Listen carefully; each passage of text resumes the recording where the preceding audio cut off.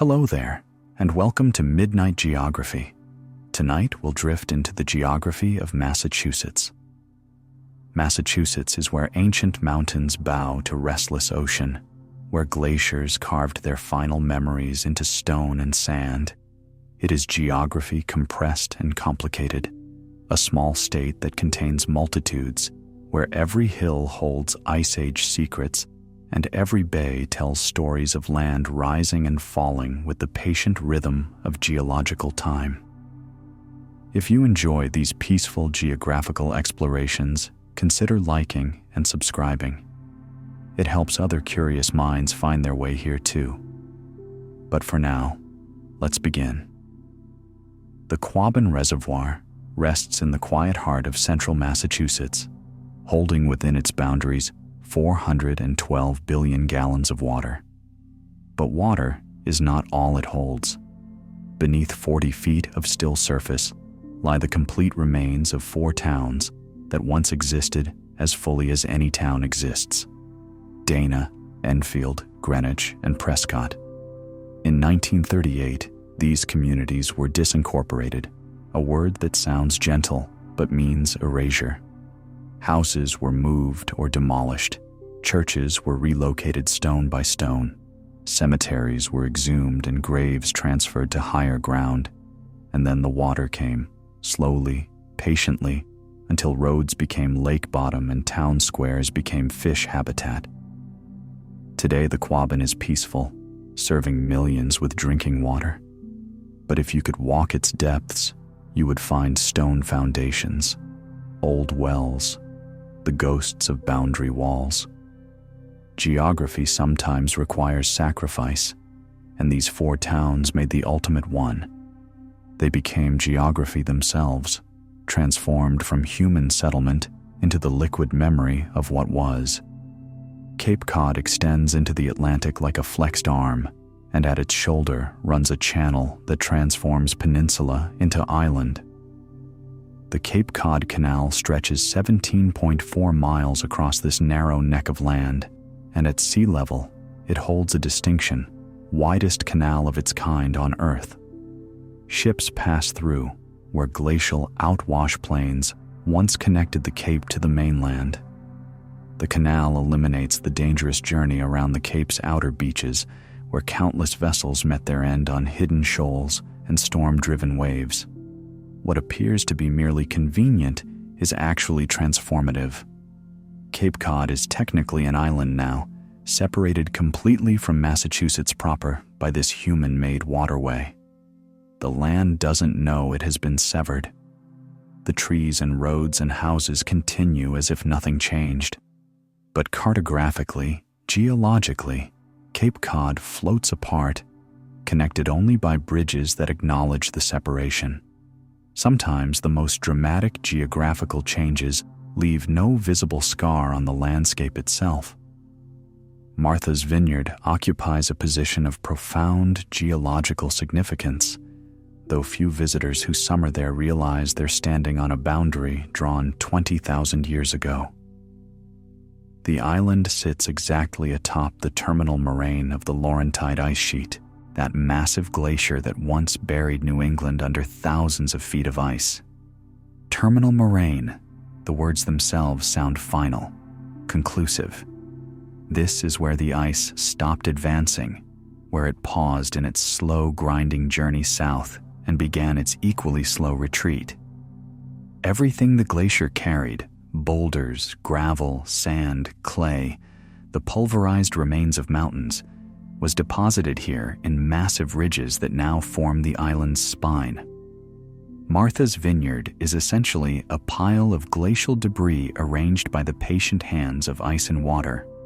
The island's rolling hills, its varied soils, its very existence, all gifts from a glacier that melted before human memory began recording such things.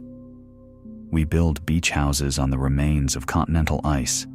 We plant gardens in soil the glacier mixed. Geography's deepest past becomes our present landscape, invisible until you know to look for it. Nantucket lies 30 miles at sea, and the island is moving. Not quickly. 3 feet per century is geology's patient pace, but moving nonetheless, a slow migration southward driven by the fundamental dynamics of barrier islands and coastal processes. The northern shore erodes as waves attack it season after season, year after year, century after century. The material doesn't disappear, it travels. Currents carry sand around the island's eastern point and deposit it along southern beaches, building them seaward grain by grain. What Nantucket loses in the north, it gains in the south, a gradual shift that will, over millennia, relocate the entire island. Lighthouses that once stood safely inland now teeter at cliff edges. Beaches where grandparents played are now wave zones. This is the nature of barrier islands. They were never meant to stay in place. They're designed by geology to migrate, to roll over themselves like caterpillar treads, moving landward or along the coast. Nantucket follows instructions written in wave energy and sand supply, drifting slowly through geological time while its human residents try to hold it still. Mount Greylock rises 3,489 feet into Massachusetts sky, the state's highest point, its summit often wrapped in clouds that refuse to clear. But elevation isn't what makes Greylock remarkable. At its peak grows something you should not find this far south: alpine tundra vegetation, those low-growing, wind-tortured plants that typically require the climate of northern Canada. Greylock's summit creates its own climate, cold and harsh enough that trees cannot survive the exposure. Instead, the mountaintop hosts communities of sedges and rushes and tiny flowering plants that hug the ground against winds that never truly stop. These are Ice Age relics, populations that migrated south when glaciers advanced, then retreated upward to mountaintops as the climate warmed. Greylock's summit became a refuge, an island of Arctic conditions in a temperate landscape. The plants persist there still, hanging on in soil, pockets among the rocks, their roots gripping stone, their leaves barely rising above the wind-scoured surface. To stand on Greylock's peak is to stand in two worlds: Massachusetts below, Canada above, the elevation making all the difference. The Berkshire Mountains roll across western Massachusetts in long, worn-down ridges that speak of almost unimaginable age. These are the southern continuation of Vermont's Green Mountains, and together they form part of the Appalachian chain, that ancient cordillera that once stood as tall as today's Himalayas. 400 million years ago, when continents collided in slow-motion catastrophe, these mountains were thrust upward, peaks scraping the sky, sharp and alpine and magnificent. But time is patient and water is persistent, and together they have been working on these mountains for hundreds of millions of years. What remains are the roots of those ancient peaks, worn down to gentle elevations that seem modest until you remember what they once were. The Berkshires are teaching us about geological mortality. Even mountains die given enough time. They erode slowly, losing inches per millennium, their stones carried away by rivers grain by grain until only the most resistant cores remain.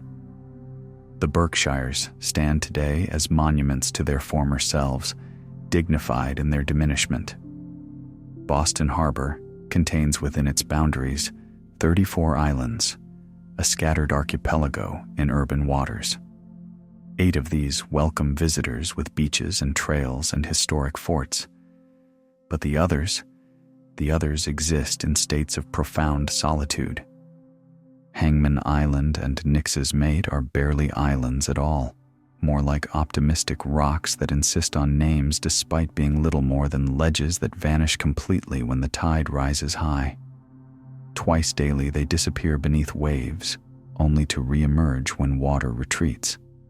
These are the harbor's most liminal spaces, places that can't decide whether they're land or sea, so they alternate, being both and neither depending on the moon's pull. Some harbor islands are large enough for forests, for buildings, for entire communities of plants and animals. Others, like these tidal rocks, are large enough only for barnacles and patient gulls. Yet all of them are islands, at least some of the time. Geography recognizes them. Cartographers mark them. The tide respects their existence even as it briefly erases them from the visible world. The Hoosac Tunnel penetrates 4.75 miles through the Hoosac Range in northwestern Massachusetts, a passage through darkness that took 24 years to complete. Nearly a quarter century of drilling through rock, of blasting and hauling debris, of pushing slowly through mountain stone that resisted every foot of progress. 195 workers died during its construction, claimed by accidents and explosions and the simple dangers of working underground in the 1800s. The tunnel became known as the Bloody Pit for the lives it consumed. Today, trains pass through in minutes, passengers barely noting the transition from daylight to darkness and back to light again. The mountain holds the tunnel now the way flesh holds a scar, permanent, necessary, a wound that became a passage. Inside the tunnel, water still seeps through joints in the rock. The mountain was fractured to create this space, and it still weeps from the old injury. The Hoosac Tunnel is a reminder that geography doesn't yield easily. Every passage through resistant landscape is bought with time and effort, and sometimes with lives. The mountain remembers even if we forget. Plum Island stretches along the northern coast, a classic barrier island doing what barrier islands do, protecting mainland marshes from open ocean while simultaneously preparing to abandon its current position. The island moves westward at approximately 15 feet per year, a migration called Barrier Island rollover. The mechanics are elegant in their simplicity. Storm waves wash over the island from the ocean side, carrying sand inland. The ocean beach erodes, while the marsh side accumulates sediment. Over centuries, the entire island walks slowly toward the mainland, leaving ocean floor where island used to be while building new island on top of old marsh. This is how barrier islands survive. They don't resist change, they embrace it. They move with the rising sea level, maintaining their existence by slowly relocating. Houses built on Plum Island are built on shifting ground, though the shift is slow enough that human timescales barely register it. But over the millennia, Plum Island has traveled considerable distance and will travel more. The island is going somewhere. The ocean is taking it there, grain by grain, storm by storm. The Connecticut River forms much of Massachusetts' western border, a wide and placid waterway that seems almost not to be flowing at all. And in a sense, it isn't, not vigorously anyway. Across 69 miles of Massachusetts territory, the river drops only 60 feet in elevation, less than a foot per mile.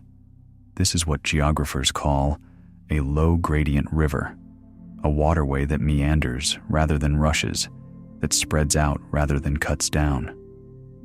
The Connecticut has time and space here, and it uses both generously. It curves through broad floodplains, deposits rich sediment during spring floods, supports extensive wetlands and marshes.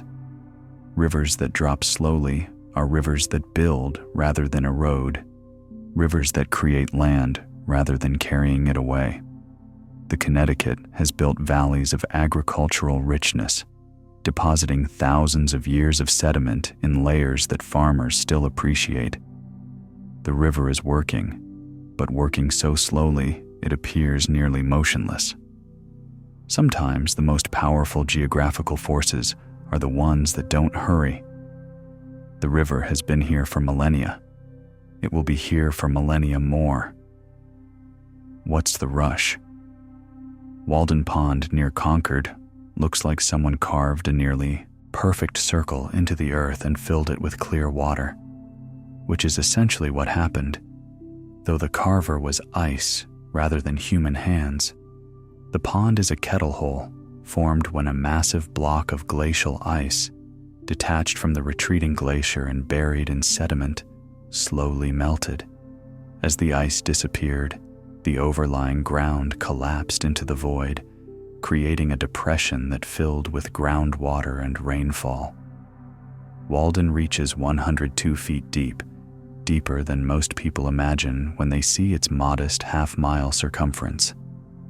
Henry David Thoreau lived on its shores for 2 years and wrote of the pond as if it were a person, a companion, something with moods and personality.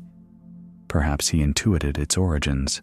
Walden is literally a hole left by ice, a negative space, a basin defined by absence. Yet that absence filled with water so clear you can see 20 feet down on calm days. The pond is spring-fed, its water constantly renewed.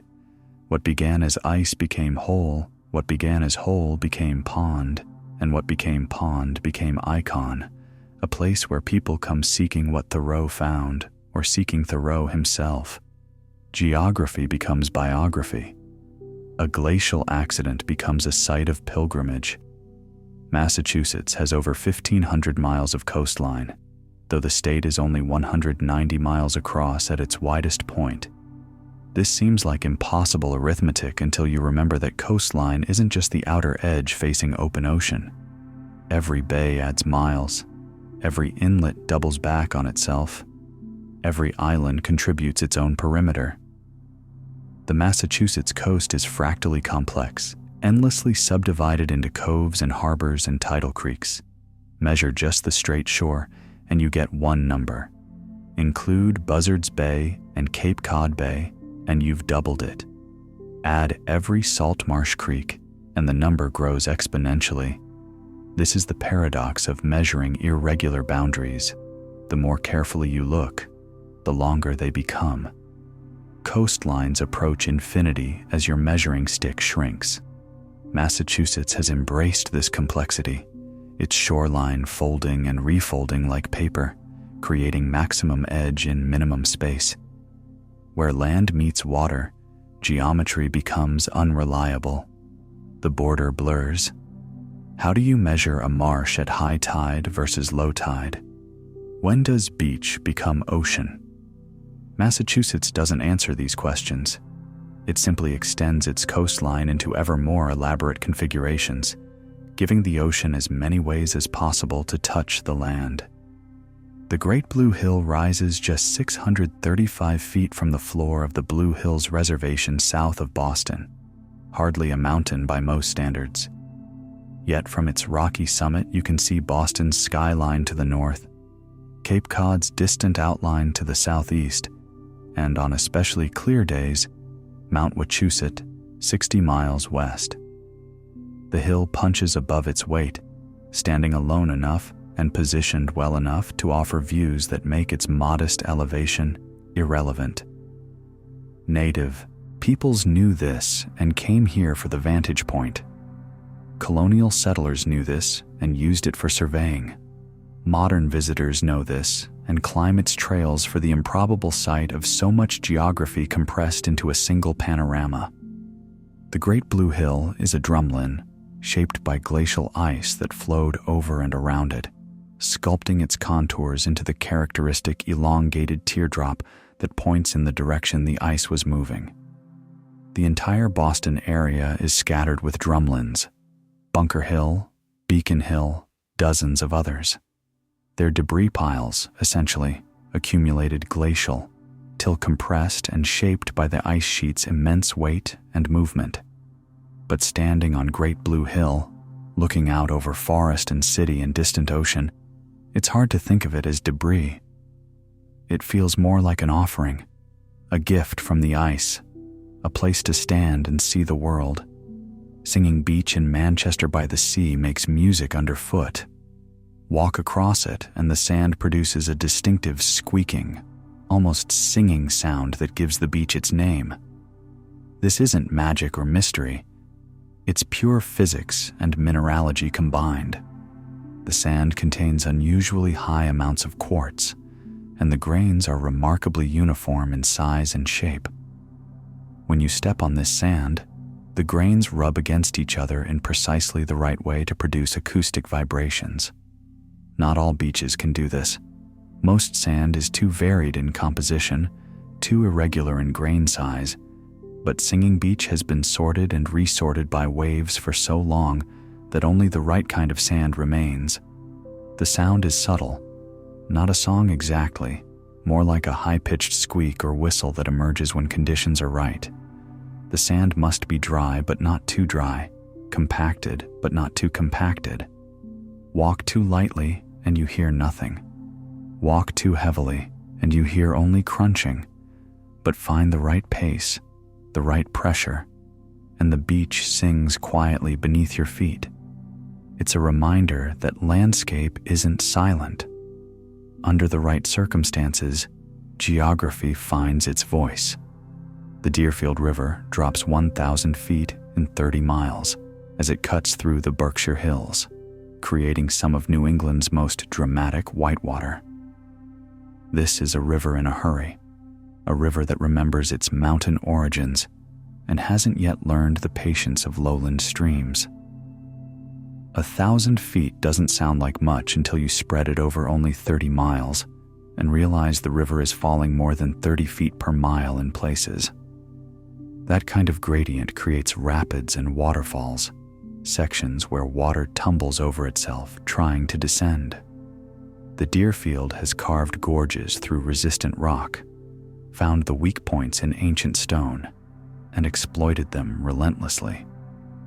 In some stretches, the river narrows dramatically, squeezing between cliff walls, accelerating as it funnels through tight channels. This is geography as urgency, landscape shaped by water that won't slow down. The river carries more than just water.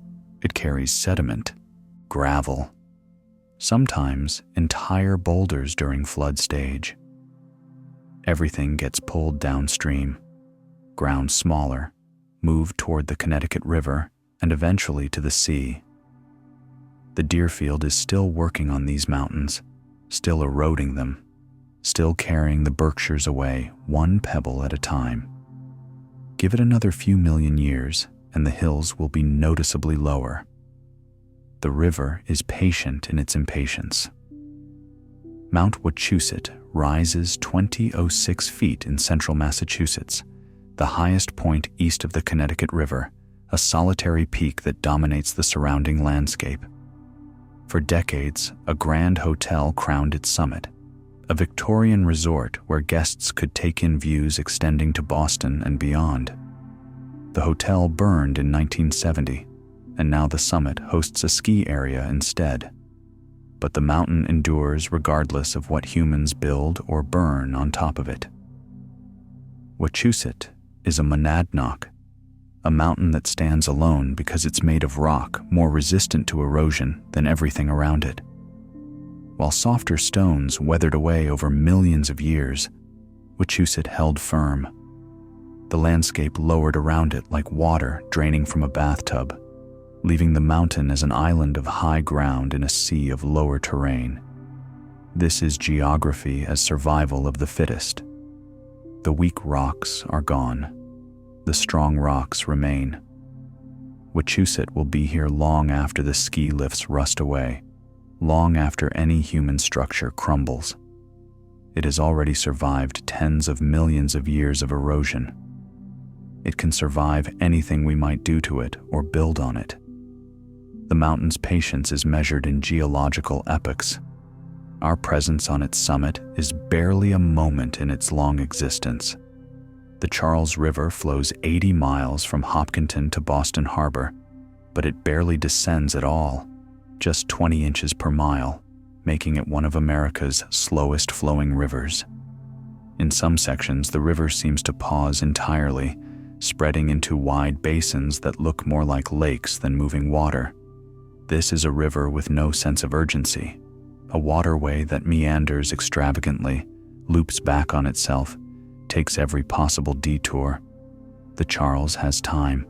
It uses that time to create wetlands, to deposit sediment, to support fish and birds and turtles that need slow water. Fast rivers carve and carry away. Slow rivers build and accumulate. The Charles is a builder. It has built marshes and oxbow lakes and floodplains of rich soil. Near Boston, the river becomes tidal, its flow reversing twice daily as the ocean pushes salt water upstream. The river doesn't resist. It simply accepts these reversals as part of its nature, flowing backward when the tide demands it, flowing forward again when the tide relents. This is adaptability elevated to art. The Charles River teaches us that you don't need to hurry to reach the ocean. The ocean is patient too. Everything finds its way to the sea eventually. The river has learned this lesson well. Monomoy Island off Cape Cod's elbow existed as a single barrier island for centuries until a storm in 2007 breached it in the middle, creating North Monomoy and South Monomoy. The island accepted this division peacefully. After all, barrier islands are temporary by nature, constantly reshaped by the storms that define their existence. But geography refused to stay settled. In subsequent years, the breach sometimes filled with sand, temporarily reconnecting the islands, then opened again during the next major storm. North and South Monomoy can't decide whether to be one island or two, so they alternate, depending on recent weather and sand supply and the particular angle of storm waves. This instability isn't a flaw. It's the fundamental nature of barrier islands. They exist in states of constant becoming, never finished, always responding to the latest storm or season. Monomoy hosts thousands of seabirds and seals, despite, or perhaps because of, its instability. Wildlife doesn't need permanent land. It needs functional habitat, and Monomoy provides that whether it's one island or two.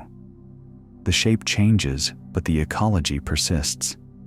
Geography can be fluid even when it appears solid. Monomoy proves this with every storm that either joins or separates its two halves. The Berkshire Valley, that broad depression between mountain ranges in western Massachusetts, was once the floor of an ocean called Iapetus. 450 million years ago, long before the Atlantic existed, before even the Appalachian Mountains rose, an ancient ocean spread here. Marine sediments accumulated on that ocean floor, limestone, shale, compressed organic material. Then plate tectonics closed the Iapetus Ocean, bringing continents together in collisions that built the Appalachians and transformed ocean floor into mountain valley. The limestone in the Berkshires is reformed seabed. The fossils occasionally found in road cuts are creatures that lived in that vanished ocean. The valley remembers its marine origins, even though it's now hundreds of miles from any coast. This is deep time made visible. An ocean that existed before fish evolved jaws, that closed before dinosaurs emerged, that left behind only sedimentary memories. Stand in the Berkshire Valley, and you're standing where ocean floor used to rest beneath thousands of feet of water. The geography has been completely transformed. Ocean became mountain, became valley. Rock that formed underwater now forms hillsides. This is what geology does. It recycles everything endlessly, giving locations multiple lives across deep time. Stellwagen Bank stretches between Cape Ann and Cape Cod, an underwater plateau rising from depths of 200 feet to within 65 feet of the ocean surface. It's essentially a submerged mountain range, a ridge of glacial deposits that parallels the coast just offshore. The bank creates its own ecosystem. Water flowing over the shallower bottom creates upwelling, bringing nutrients from deeper water to the surface. Plankton blooms in this nutrient-rich water, and everything follows. Fish feeding on plankton, whales feeding on fish, seabirds feeding on both. Stellwagen Bank supports one of the most productive marine environments on the Atlantic coast, despite being invisible from shore. It's a reminder that geography continues beneath the waves, that the ocean has its own topography every bit as dramatic as anything on land. The bank is a drowned landscape created by the same glacial processes that shaped Cape Cod, then flooded when sea level rose after the Ice Age ended. What was once exposed ground is now prime whale feeding territory. Geography changes context but retains influence. Stellwagen Bank shapes ocean currents and marine life just as effectively underwater as it once shaped weather and drainage patterns on land. The bank endures in its new element, still defining its region, just invisible now to human eyes standing on shore. Boston sits upon 5,000 acres of land that didn't exist 400 years ago. The original Shawmut Peninsula was a narrow neck of high ground, surrounded by tidal flats and salt marshes, connected to the mainland by a strip of land so thin it flooded during storm tides. The three hills that gave the city its character rose from this modest peninsula: Beacon Hill, Copp's Hill, Mount Vernon. But Boston needed room to grow, and since it couldn't expand outward over water naturally, it decided to create land instead. The city began filling its surrounding bays and marshes with whatever material could be found: soil from leveled hills, gravel from excavations, eventually even garbage and construction debris. The back bay was filled, the south end materialized where tidal flats once spread. Neighborhood by neighborhood, Boston invented new geography, building outward over the tidal zone until the original peninsula became almost unrecognizable. Today, most residents walk on created land without knowing it, traverse neighborhoods that are literally built on fill, live in areas where boats once floated at high tide. The city has doubled its footprint through sheer determination and landfill. Boston made itself larger by making land itself, by deciding that geography was negotiable, that shorelines could be pushed seaward through human effort. The land remembers being water, though. Foundations sink unevenly. The soil compresses. The city's artificial edges require constant maintenance, constant attention to prevent the bay from reclaiming what was taken from it. The Housatonic River in western Massachusetts begins its journey by flowing north, an unusual direction for New England rivers that typically seek the Atlantic to the east or south. For 30 miles, the Housatonic runs northward through the Berkshires, following a valley that seems to be leading it toward Vermont. Then something changes. The river curves dramatically, turning back on itself, abandoning its northern trajectory to flow south instead. This isn't caprice or random meandering. It's the legacy of glacial intervention. When the ice sheet covered this region, it blocked the river's original southward path, forcing water to find a new route northward. The river followed this glacially imposed detour for so long that it carved a new valley, created a new identity as a northward flowing stream. But when the glacier retreated and old pathways reopened, the river remembered or rediscovered its original southern destiny. The result is this dramatic bend, a place where the river literally changes its mind about where it's going. The Housatonic flows north until it doesn't, then flows south with the same conviction it had been flowing north. Rivers are supposed to know where they're going from the start, to follow gravity's simplest dictate. But the Housatonic was interrupted by ice, redirected by continental forces, and now carries that interruption in its course. A northern reach, a sharp turn, a southern continuation. The river is telling a story about glacial intervention, but in a language of bends and valleys rather than words. Bash Bish Falls drops 80 feet in western Massachusetts, tumbling over rock ledges where the state meets both New York and Connecticut. It is Massachusetts' highest waterfall, a cascade that splits around a massive boulder midway down, rejoining in a pool at its base. The falls are loudest in spring when snowmelt swells the creek, when water thunders over the precipice with force enough to create mist that hangs in the surrounding forest like morning fog. By late summer, the flow diminishes but never stops entirely. Even in drought, water finds its way down the rock face, following grooves worn smooth by centuries of passage. The falls lie in a gorge surrounded by hemlock and mountain laurel, a sheltered place that stays cool even on summer days. Native legends speak of these falls as a place of power, though whether benevolent or dangerous, the stories disagree. What's certain is the constancy. The water has been falling here since the last glacier retreated, has been carving this gorge deeper grain by grain, has been filling this forest with its sound for 10,000 years. The falls continue their work, unconcerned with state borders or human categories, simply responding to gravity and the eternal imperative of water seeking lower ground. Monument Mountain rises in the southern Berkshires, but its origin lies in violence, geological violence, the kind that builds mountains through catastrophic compression. The mountain is actually a thrust fault, a place where ancient ocean floor was pushed up and over younger rock during the collision of continents. 450 million years ago, massive tectonic forces drove older quartzite, metamorphosed sandstone from an even more ancient beach, up and over limestone that had formed more recently in shallow seas. The older rock ended up on top of younger rock, reversing the normal order of geological layers. This is thrust, faulting, common in mountain ranges built by collision. And Monument Mountain is a textbook example exposed beautifully for anyone who knows how to read stone.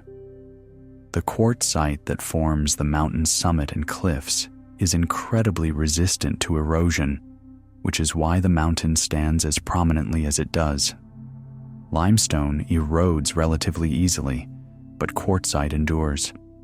So Monument Mountain persists as a high point in the landscape, its peak composed of rock that was once beach sand on the edge of a vanished ocean, then buried and transformed by heat and pressure, then thrust upward and over younger stone during mountain building, and now exposed again by millions of years of erosion, removing everything on top of it.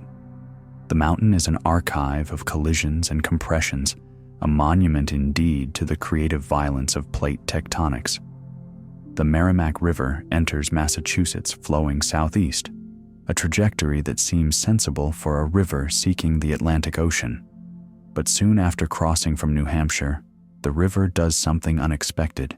It curves sharply, abandoning its southeastern course to flow northeast instead. This makes it one of Massachusetts's few rivers that flows primarily northward, or at least north of east, returning to New Hampshire for its final run to the sea at Newburyport. The curve isn't random or whimsical.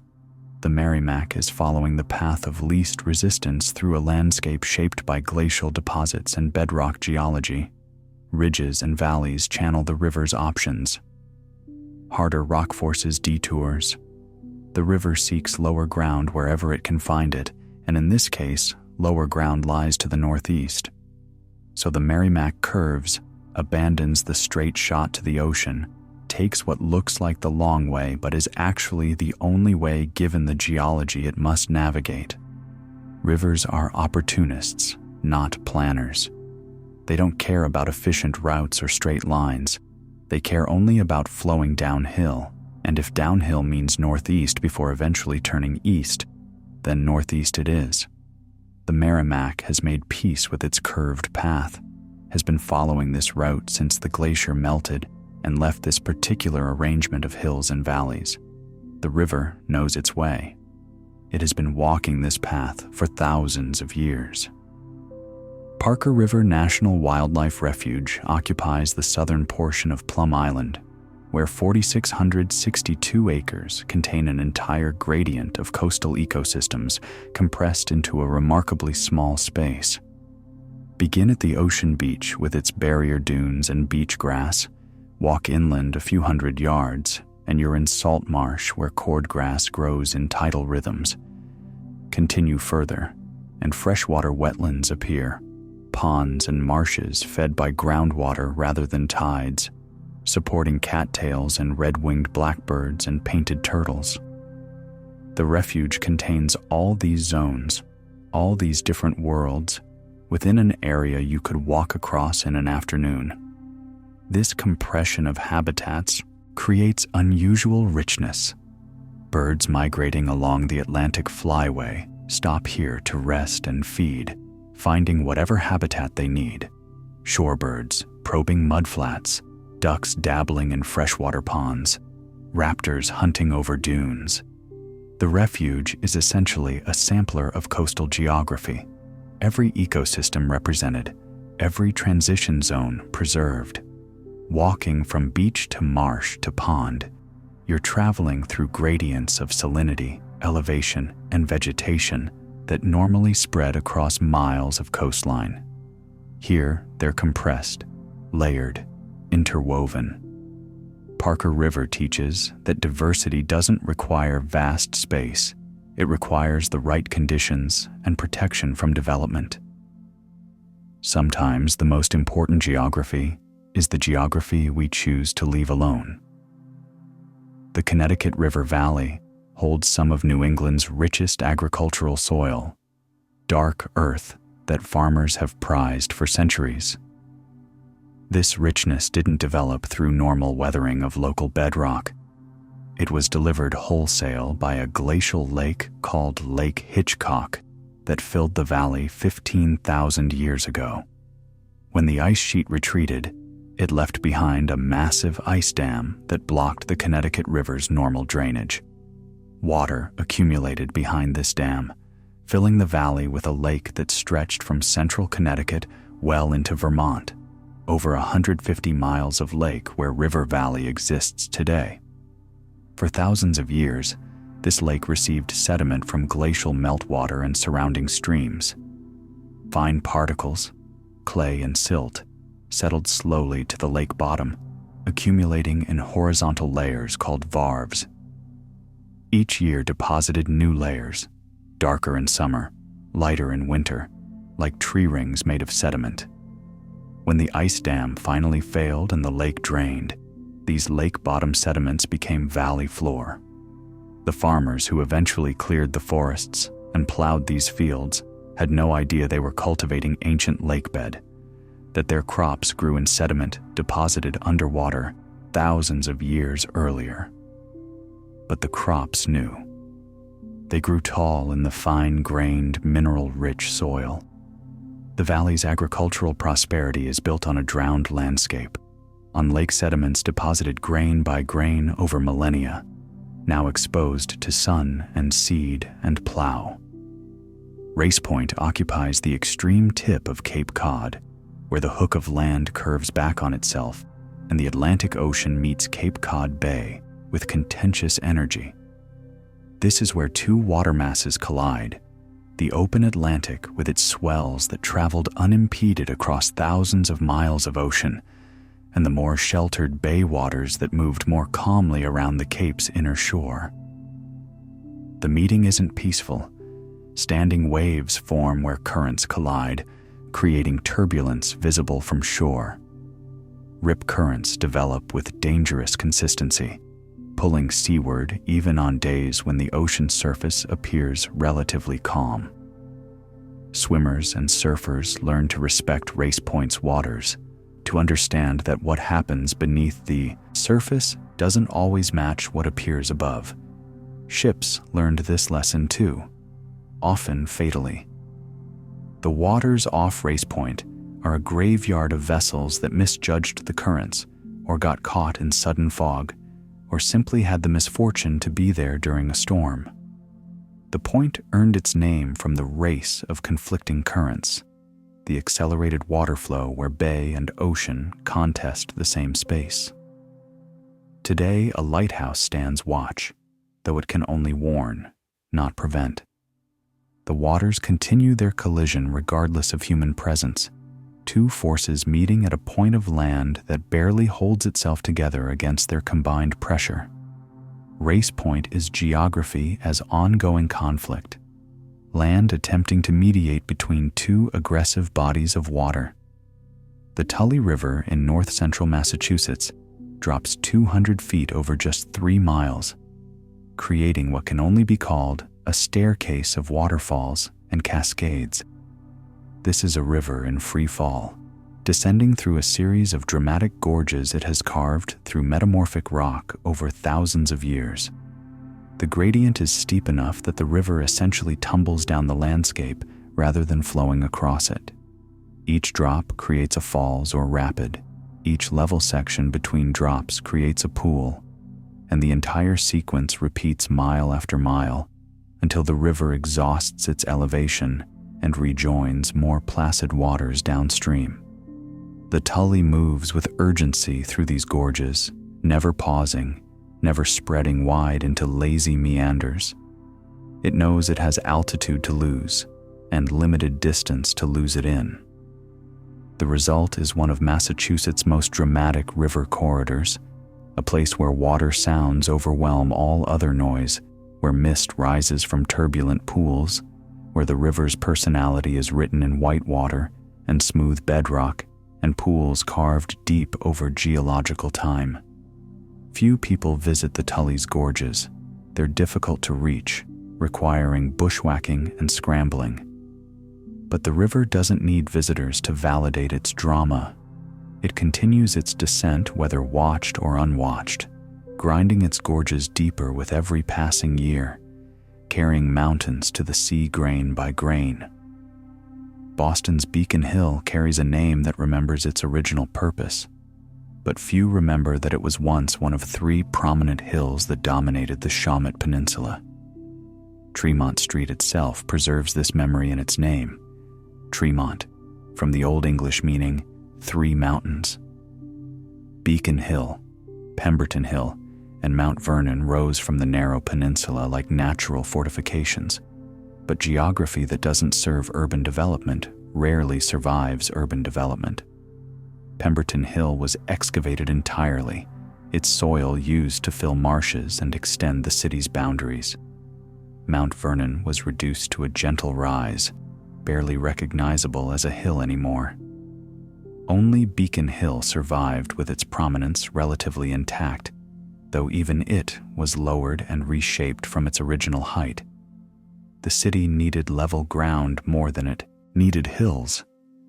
It needed fill material to expand into the bay more than it needed 3 mountains. So the mountains were sacrificed, turned into new land elsewhere, redistributed across the growing city. Today, Beacon Hill's slopes remain steep enough to require handrails on winter days, steep enough that cobblestone streets run in narrow switchbacks. But it's a ghost of its former self, a reminder that stood 60 feet higher before the city decided elevation was expendable. The 3 mountains became 1 mountain and eventually became 1 hill. Geography submitted to urban planning. Tremont Street remembers what was. The Westfield River holds a distinction unusual for Massachusetts waterways. It's the only river in the state protected by federal designation as a national wild and scenic river. 40 miles of the river's length flow under this protection, which means they must be maintained in their current condition, undammed and unmodified. This designation recognizes that the Westfield possesses something worth preserving, a naturalness increasingly rare in a region where most rivers have been dammed, channelized, or otherwise altered to serve human purposes. The Westfield remains largely as it was, still following its original channel, still flooding naturally when spring snowmelt arrives, still maintaining the rapids and pools that define its character. 3 branches drain the western slopes of the Berkshire Highlands, joining to form the main stem that eventually empties into the Connecticut River. The protected sections maintain riverside forests and cold water fish habitat and river dynamics that have disappeared from most New England waterways. This is what rivers look like when we let them be rivers, variable in flow, sometimes flooding, sometimes reduced to trickles, building gravel bars and oxbow pools according to their own logic rather than human schedules.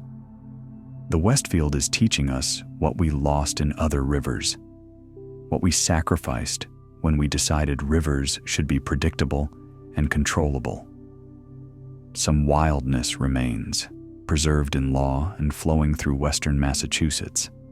Dogtown Common occupies 4 square miles of Cape Anne's interior, a landscape of glacial erratics, scrub forest, and stone foundations slowly disappearing under vegetation. This was a settled place once, a thriving village in the 18th century, positioned inland from the coast for protection during the Revolutionary War. But when peace came, residents drifted back toward the harbors and opportunities of coastal communities. Dogtown emptied gradually, house by house, family by family, until by the 1830s, only stray dogs remained among the abandoned cellars, hence the name that stuck. The settlement dissolved back into forest, becoming a ghost town without ghosts, just stone walls marking vanished property lines and cellar holes filling with leaves each autumn. Then, during the Great Depression, a wealthy donor hired unemployed stonecutters to carve inspirational messages into the massive glacial boulders scattered throughout Dogtown.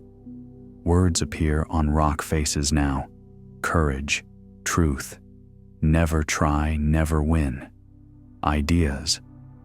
These carved boulders transform the abandoned settlement into something between sculpture park and ruin, between motivation and melancholy. The messages urge perseverance in a place that couldn't persevere, where an entire community gave up and walked away. The erratics remain, delivered by glacier, carved by desperate men, read by hikers who wander trails through the returning forest. Dogtown is geography as palimpsest, glacial landscape, failed settlement, Depression-era art project, and now hiking destination, each layer visible beneath the next. The Nashua River once changed color daily, its waters running purple one day, red the next, green the day after that, whatever dye the local paper mills happened to be using. The river became a chemical rainbow, a stream so polluted that nothing lived in it, so toxic that it occasionally caught fire. This was industrial geography at its worst, a river transformed into waste disposal system, ecology sacrificed to economy. By the 1960s, the Nashua was among the most polluted rivers in America, essentially dead along much of its length. Then something shifted. Activists organized, laws changed, mills closed or cleaned up their discharge. The cleanup took decades and millions of dollars and persistent effort from people who believed the river could recover. And recover it did, gradually, grudgingly at first, then with accelerating life. Fish returned. Plants colonized the banks. The water cleared enough that you could see the bottom in shallow sections. Today, the Nashua runs clean most of the time, supporting river otters and blue herons and recreational kayakers. The river demonstrates something crucial, that damaged geography can heal if given the chance, that pollution isn't permanent, that ecosystems possess resilience we often underestimate. The Nashua remembers being rainbow-colored and dead. Now it's green again, but this time the green of healthy aquatic vegetation rather than industrial dye. The river forgave us, though whether we deserved forgiveness is another question entirely. Wachusett Mountain stands alone in central Massachusetts, rising 1,000 feet above the surrounding landscape with the solitary dignity of all Monadnocks. Monadnock, The word itself comes from Mount Monadnock in New Hampshire, but the phenomenon is universal. These are mountains that refuse to erode at the same rate as everything around them, peaks composed of resistant rock that endured while softer stones weathered away. The landscape lowered around Wachusett over millions of years, valleys deepening, hills diminishing, but the mountain held its ground. The rock that forms its core, harder, more resistant, simply wouldn't yield at the same pace. So Wachusett became an island of elevation, a mountain without a range, standing alone because it was strong enough to stand when nothing else could. From its summit, you can see the Berkshires to the west, Boston to the east, Mount Greylock to the northwest on clear days. The view emphasizes Wachusett's isolation. All around, the land sits lower, the hills more modest. Only Wachusett maintains this elevation. Only Wachusett resisted the slow grinding that removed thousands of feet of overlying rock. The mountain is still eroding, still losing height, measured in fractions of inches per century. But erosion happens so slowly that the mountain's solitude will persist for millions of years to come. Wachusett has learned patience. It will outlast everything around it, not through resistance to erosion, but through slower surrender. The Blackstone River drops 438 feet over its 48-mile course through Massachusetts, a gradient steep enough to power mill after mill after mill. This was the water power that launched American industry, the falling water that turned wheels, that drove looms, that transformed the nation's economy. The river didn't know it was creating the Industrial Revolution. It was simply flowing downhill as rivers do. But humans recognized the opportunity in that descent, saw the potential energy in falling water, and built their future on the Blackstone's consistent downward trajectory.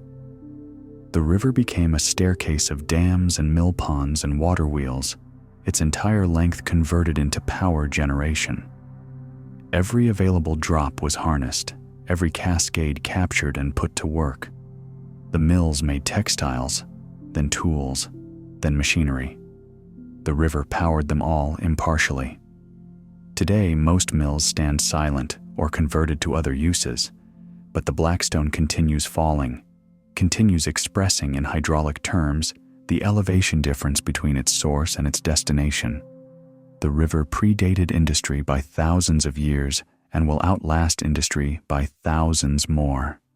It was here before the first dam, before the first mill.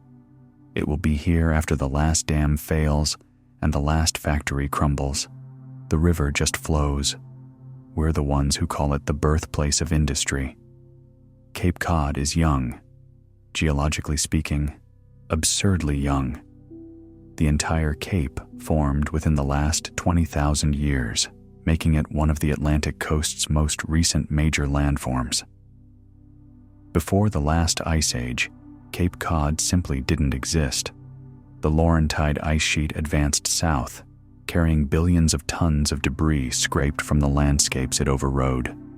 Then the climate warmed and the ice began its retreat.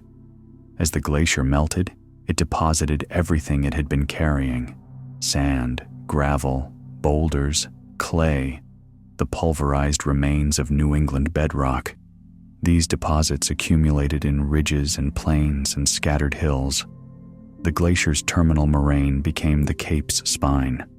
Meltwater streams deposited outwash plains. Isolated blocks of buried ice melted to form kettle ponds. All of this happened recently, geologically. The ice only retreated from this area 15 to 20,000 years ago.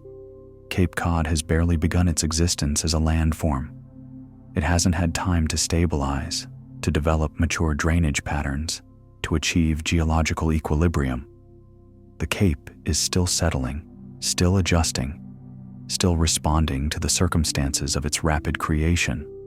Sea level is rising, and the Cape is eroding, which means its lifespan as an emergent landform might be brief. perhaps only tens of thousands of years from birth to drowning.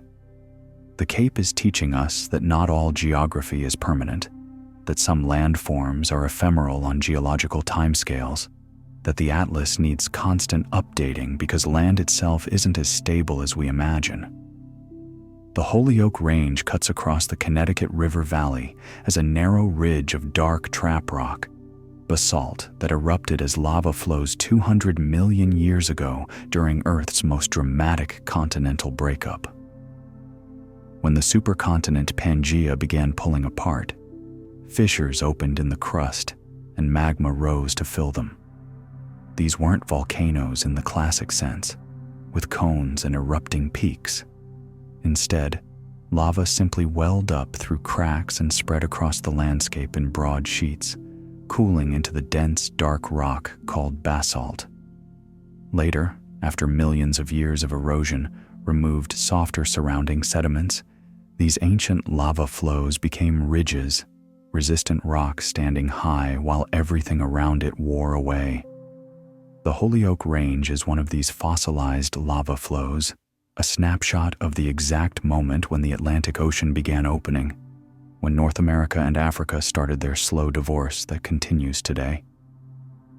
Walk the ridge's trail, and you're walking on lava that emerged from Earth's mantle when dinosaurs were just beginning their rise to dominance. The rock remembers being liquid, remembers flowing across an ancient landscape that no longer exists. Now it stands as a ridge, a wall across the valley, testimony to the volcanic violence that accompanies continental rifting. The Atlantic Ocean exists because continents split. The Holyoke Range exists because magma filled the splitting cracks. Both are aspects of the same event, separated by time and erosion, but connected by their origin story. Essex Bay gathers water from 7 major rivers and over 30 named creeks, creating an estuarine system of exceptional productivity. All these freshwater sources empty into the bay's brackish embrace, mixing with incoming tides, creating gradients of salinity that support extraordinary biological diversity. The bay produces 75% of Massachusetts' shellfish harvest, clams, oysters, mussels thriving in the nutrient-rich waters where river meets ocean. Estuaries are among Earth's most productive ecosystems, and Essex Bay demonstrates why. Freshwater brings nutrients from inland watersheds. Tides bring marine nutrients and organisms. The mixing creates conditions where both freshwater and saltwater species find habitat, where juvenile fish find nursery grounds, where shellfish filter enormous volumes of water and grow fat on trapped particles. The bay functions as the valley's drainage terminus and the ocean's shallow threshold simultaneously. It belongs to neither river nor sea, but to both, existing in that productive middle ground where fresh and salt negotiate their twice-daily exchanges. The shellfish beds that generations have harvested from Essex Bay are evidence of the bay's fundamental fertility, its ability to transform river nutrients and tidal energy into living protein. The bay gives and gives, producing abundance from the simple fact of being a place where different waters meet. The Millers River once powered over 100 mills along its 52-mile length, a concentration of industry so dense that dams appeared every few hundred feet. The river became a staircase of artificial waterfalls, each drop harnessed to turn wheels, each mill pond serving as the power source for factories that made paper, textiles, tools, everything the industrial age required. The river's natural waterfalls weren't enough. Humans built more, created drops where only gentle slopes had existed, forced the river to fall in economically useful increments. The Millers accepted this transformation as rivers must, flowing through whichever channels humans constructed, falling wherever dams forced it to fall. Most of those mills are gone now, closed or burned or simply abandoned when water power became obsolete. But the dams remain, or at least many of them do, silent now, no longer turning wheels, just holding water back out of habit and inertia. The river still falls from one impoundment to the next, still descending in the stair-step fashion humans imposed on it over a century ago. But without mills to power, the dams serve no purpose except to maintain a landscape configuration that outlived its reason for existing. The Millers remembers flowing freely before dams, before industry, but that memory is 2 centuries old now, buried under layers of human intervention. The river has been industrial infrastructure longer than it was wild stream. Geography becomes what we make it, and we made the Millers River into a power source, then abandoned it while still in the shape we forced on it. Mount Tom rises 1,202 feet above the Connecticut River Valley, its summit composed of basalt from the same ancient lava flows that created the Holyoke Range.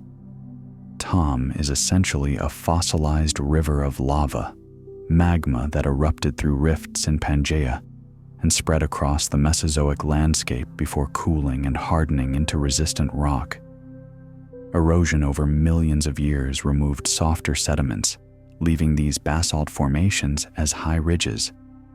The mountain's cliffs are actually the edges of ancient lava flows visible in cross-section, revealing the columnar jointing that forms when lava cools and contracts. These geometric columns give the cliffs their dramatic appearance, as if the mountain were constructed of massive stone pillars rather than formed by natural processes. But geometric they are. Basalt cooling creates these patterns automatically, the rock fracturing into hexagonal columns as it shrinks. Mount Tom is quiet now, cold stone that doesn't remember being molten. But 200 million years ago, this rock was liquid, flowing across a landscape that no longer exists, cooling under a sky that dinosaurs were beginning to inhabit. The mountain is a messenger from that unimaginably distant time, a lava flow that survived long enough to become a mountain, to give its name to a valley, to stand as one of the most prominent landmarks in western Massachusetts. Crane Beach stretches 4 miles along the Ipswich coastline, a barrier beach that seems to go on forever when you're walking it at low tide. Behind the beach lies 1,400 acres of the Crane Estate, maritime forest where pitch pines lean windward, dunes that shift with every storm, salt marshes where cordgrass rustles in rhythms dictated by tides rather than wind. This is one of the last undeveloped barrier beach systems in Massachusetts, protected from the subdivision and development that claimed so many similar stretches of coast. The beach moves, as all barrier beaches do, migrating slowly, adjusting to storm energy and sea level and sand supply. The dunes behind the beach act as shock absorbers, taking the force of winter storms, sacrificing themselves to protect the mainland. Sand blows inland during northeasters, accumulating in new dunes, burying old vegetation, creating fresh surfaces for beach grass to colonize. The maritime forest survives on the thin margin between salt spray and fresh groundwater, between stability and burial. Trees grow stunted here, shaped by wind, their branches all pointing inland like compass needles. The salt marsh floods twice daily, drains twice daily, has been doing this for thousands of years. Crane Beach is a reminder that some geographies refuse to hold still, that coasts are always in motion, always negotiating the terms of their existence between land and sea. The Chicopee River flows west to east through south-central Massachusetts with unusual directness, refusing the meandering that characterizes most lowland streams. This is one of the few Massachusetts rivers that maintains a consistent westward to eastward trajectory, and when it finally meets the Connecticut River, it does so at a nearly perfect right angle. The perpendicular junction is striking, the Connecticut flowing south, the Chicopee entering from the west, the two waterways meeting like crossed lines on a map. Rivers rarely join at right angles. Most confluences are acute, one river entering another at a shallow angle, joining the flow gradually. But the Chicopee approaches the Connecticut like a tributary that knows exactly where it's going and sees no reason to arrive indirectly. The right angle junction creates complex hydraulics, eddies, and reverse currents that confuse fish and fascinate hydraulic engineers. The Chicopee's west to east flow is a consequence of bedrock geology and glacial deposits that channeled the river's path, creating valleys oriented perpendicular to the Connecticut's north-south course. The river simply followed the topography it was given, and that topography happened to lead due east. Sometimes geography's most interesting features are the simple ones: a river that flows straight, a confluence that meets at 90 degrees, the elegant geometry of water following the path of least resistance through an unforgiving landscape. Halibut Point occupies a rocky headland on Cape Anne's northern tip, and despite its name, has nothing to do with the flatfish. The name derives from haulabout point, the sailing term for a place where ships had to tack, to haul their sails about to catch wind from a different angle. The point's dangerous ledges and unpredictable currents made it a place where sailing vessels couldn't simply glide past, but had to maneuver deliberately, changing course to avoid the rocks that lurk just beneath the surface. Over generations of sailors, Haulabout Point compressed into Halibut Point, and now everyone assumes the place is named for fish rather than maritime necessity. The point itself is granite, the same Dedham granite that underlies much of Cape Anne. Quarries once operated here, cutting stone that built buildings throughout the Northeast. The quarrying carved away portions of the headland, creating dramatic cliff faces and deep pits that have since filled with groundwater. Today, these flooded quarries attract rock climbers and curious visitors who peer into water-filled voids that drop dozens of feet straight down. The point remains rocky and dangerous to boats, a place where currents accelerate around the headland and ledges wait patiently for unwary vessels. The name changed, but the geography didn't. Halibut Point still forces boats to haul about, still maintains its reputation as a place requiring respect and careful navigation. The Assabet River flows only 34 miles from source to confluence, a modest journey through central Massachusetts. Yet this short river performs an outsized role in regional hydrology. It flows through 3 major aquifers, recharging groundwater supplies that provide drinking water for over 300,000 people. The river isn't just surface water flowing over landscape. It's intimately connected to the underground reservoirs beneath it. Water moves between river and aquifer in both directions, depending on season and groundwater levels and rainfall. During wet periods, the aquifers feed the river, maintaining its flow even when no rain falls. During dry periods, the river can feed the aquifers, its water seeping downward through porous sediments to replenish underground stores. This relationship makes the Assabet crucial beyond its size. The river is, essentially, the visible portion of a much larger hydrological system, the place where groundwater surfaces temporarily before diving underground again. Protecting the Assabet means protecting drinking water for hundreds of thousands of people who never see the river, who turn on taps and receive water that passed through this stream days or weeks or months earlier. The river is a thread connecting aquifer to aquifer, stitching together the underground water system that sustains the region. Geography exists in 3 dimensions: the surface we see and the hidden structures beneath that make the surface possible. Mount Everett rises 2,602 feet in the southern Berkshires, high enough and exposed enough to support plant communities that have no business existing at this latitude. The mountain hosts pitch, pine, and scrub oak, vegetation typically found in coastal barrens and sandy soils near sea level. But Everett's summit is neither coastal nor sandy. It's inland mountain, far from any ocean. Yet there, the pines grow, twisted by wind, their needles short, and their bark thick to withstand exposure. The scrub oaks barely reach head height, gnarled and ancient-looking despite their modest size. These communities survived here because Everett's summit creates conditions harsh enough to mimic coastal barrens. Thin soil, severe exposure, temperature extremes, ice storms that coat every branch. The vegetation adapted or died, and what remained is this unexpected assemblage of coastal plants living on a mountain. Fire may have played a role too. Native peoples burned these highlands regularly, and the pitch pines thrive after fire, their cones opening in heat to release seeds. However they arrived, these plant communities persist, hanging on through conditions that would seem to favor alpine species instead. Everett demonstrates that elevation can create multiple climates within short distances.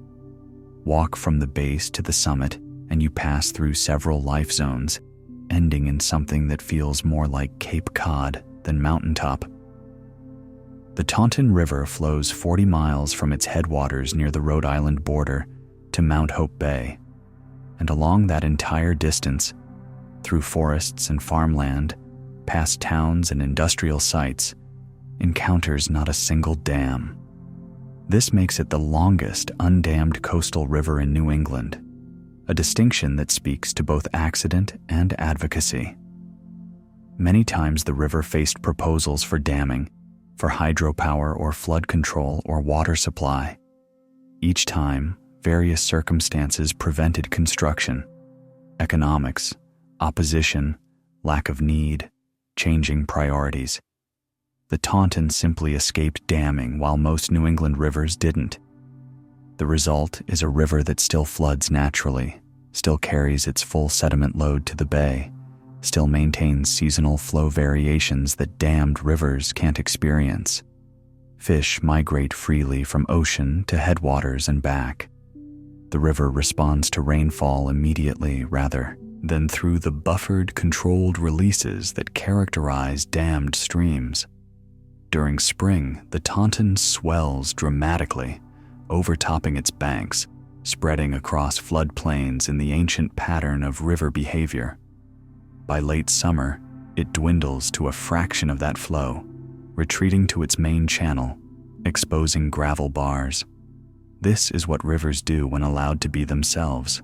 They vary, they flood, they shrink, they follow the hydrological calendar that rainfall and season create. The Taunton remembers being a river before humans tried to control rivers. It still is that river, one of the last in New England that can make that claim. Provincetown sits at the very tip of Cape Cod on sand so unstable, so prone to movement, that entire forests have been buried and then exposed again over the past 3 centuries.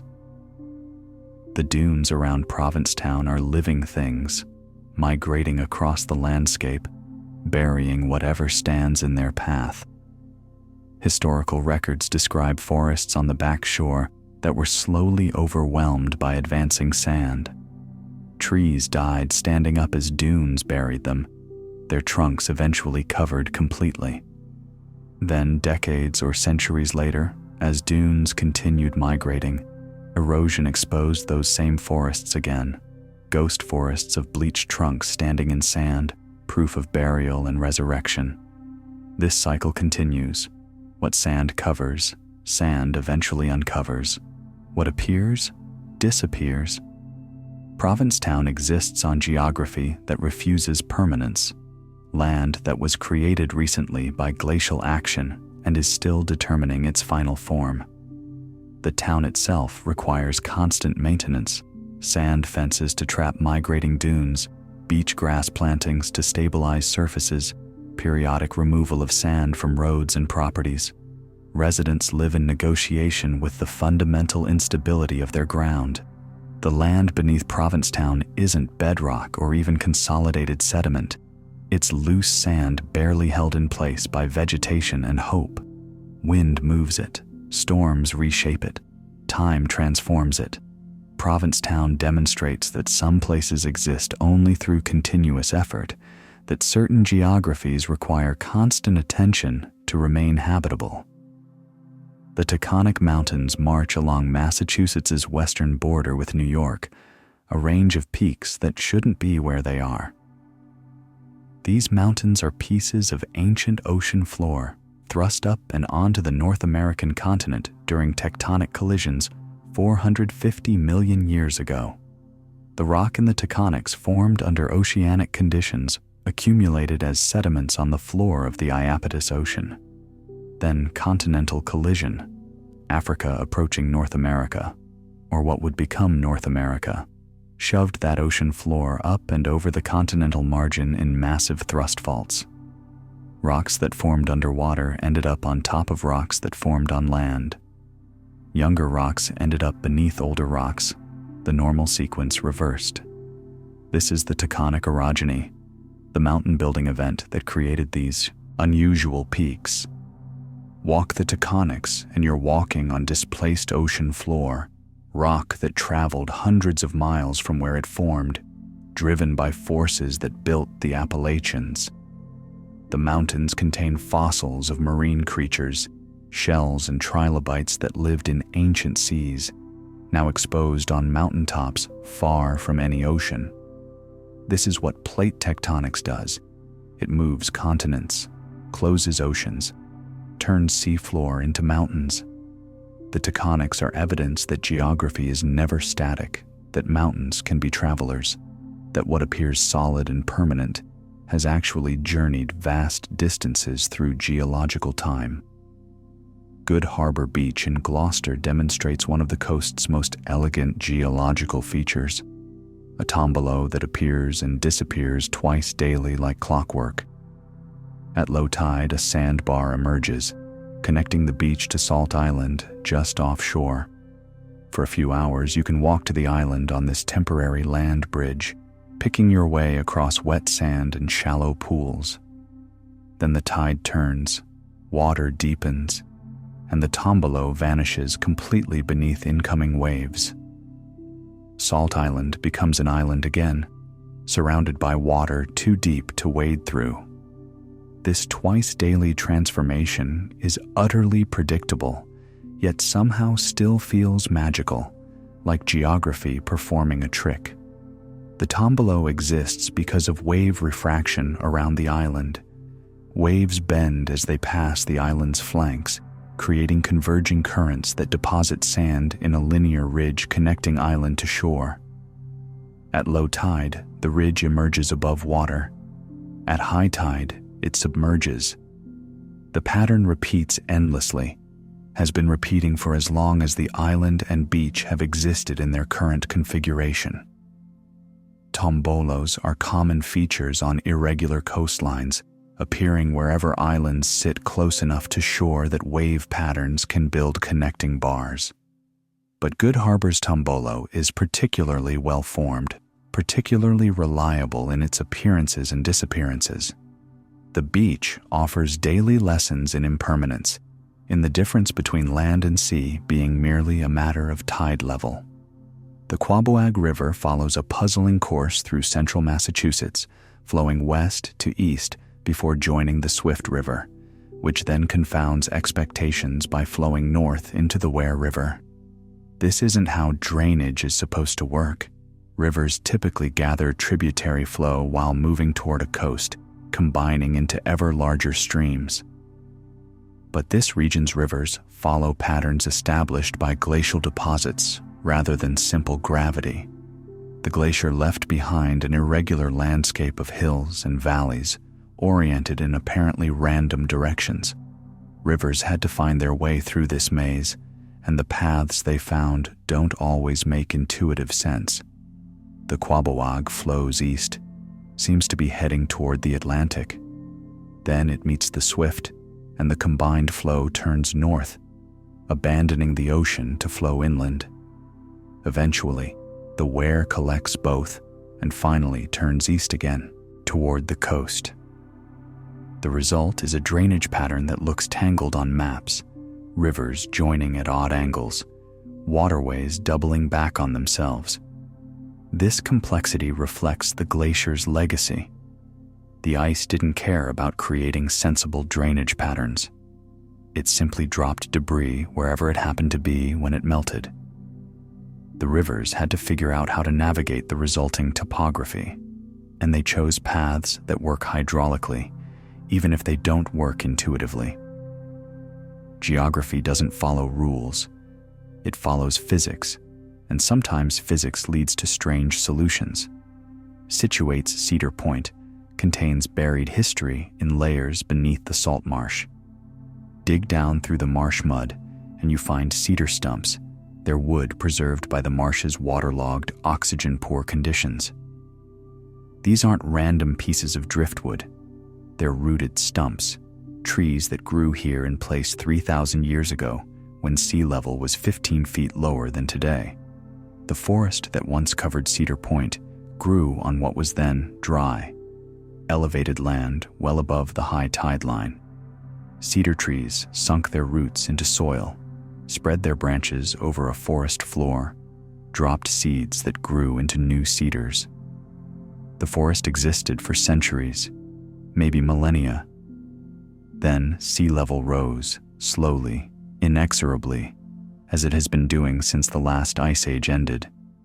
Salt water crept higher, flooding the forest's roots first, then its floor, eventually killing the trees and submerging the landscape completely. Marsh vegetation colonized the drowned forest floor, building layers of organic material on top of the dead tree stumps. Now those stumps lie preserved beneath the marsh, proof that this landscape was once completely different. Sea level rise isn't theoretical or distant. It's visible in stratigraphy, written in layers that record the transformation of forest to marsh. Cedar Point remembers when it wasn't a point at all, when it was interior upland rather than coastal edge. The stumps hold that memory in their buried wood. The Dighton Rock sits in the Taunton River's tidal zone, a 40-ton boulder covered in mysterious petroglyphs that have sparked arguments for centuries. The markings are genuine, that much is certain. Symbols and figures cover the rock's surface, carved with enough depth and consistency to prove deliberate creation. But who carved them, and when, and why? These questions remain unresolved despite generations of study. Various scholars have attributed the petroglyphs to Native Americans, to Portuguese explorers, to Vikings, even to ancient Phoenicians. Each theory has advocates and evidence and logical arguments. Each theory also has contradictions and skeptics. The rock keeps its secrets, offering cryptic marks that could support almost any interpretation with sufficient imagination. Perhaps the markings are multiple layers from different time periods, different cultures adding their own symbols to a rock that already bore mysterious inscriptions. Perhaps they're the work of a single unknown artist whose cultural context we can't recognize. The Dighton Rock has been moved now, placed under shelter to protect it from further erosion. But for thousands of years, it sat in the river, exposed to tides, covered twice daily by water, revealed twice daily to air. Whatever meaning the petroglyphs held, they held it through countless tidal cycles, through seasons and centuries, through the rise and fall of cultures that have left no other clear traces. The rock is a message we cannot read, written in stone we cannot quite decipher. Mount Holyoke rises 935 feet above the Connecticut River Valley, marking the northern edge of a series of trap rock ridges that extend 25 miles across the landscape. These ridges are all fragments of the same geological event, the lava flows that accompanied Pangaea's breakup 200 million years ago.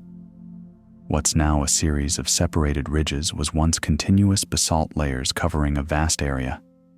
Erosion over millions of years carved away softer sediments, leaving the resistant basalt standing as ridges.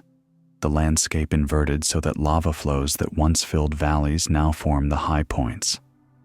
Mount Holyoke is the northern sentinel of this trap rock system, the first ridge you encounter when approaching from the north. From its summit you can see the other ridges, the Holyoke Range, Mount Tom, the Metacomet Ridge stretching south into Connecticut. They're clearly related, clearly part of the same system, despite being separated now by valleys and rivers. The view from Mount Holyoke encompasses both the ancient volcanic event that created these ridges and the equally ancient erosion that separated them.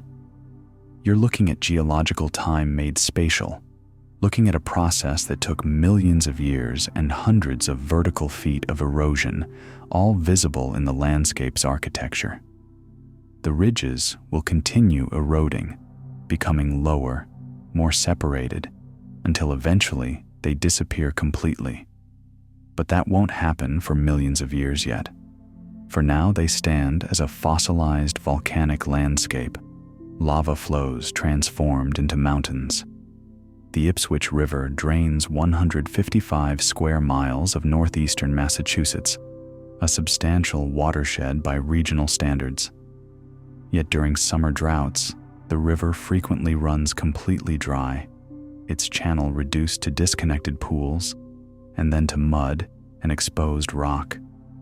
The Ipswich is one of New England's most stressed river systems, overtapped by municipal water supplies, its flow reduced below what the ecosystem requires. Every town in the watershed withdraws water for drinking supply.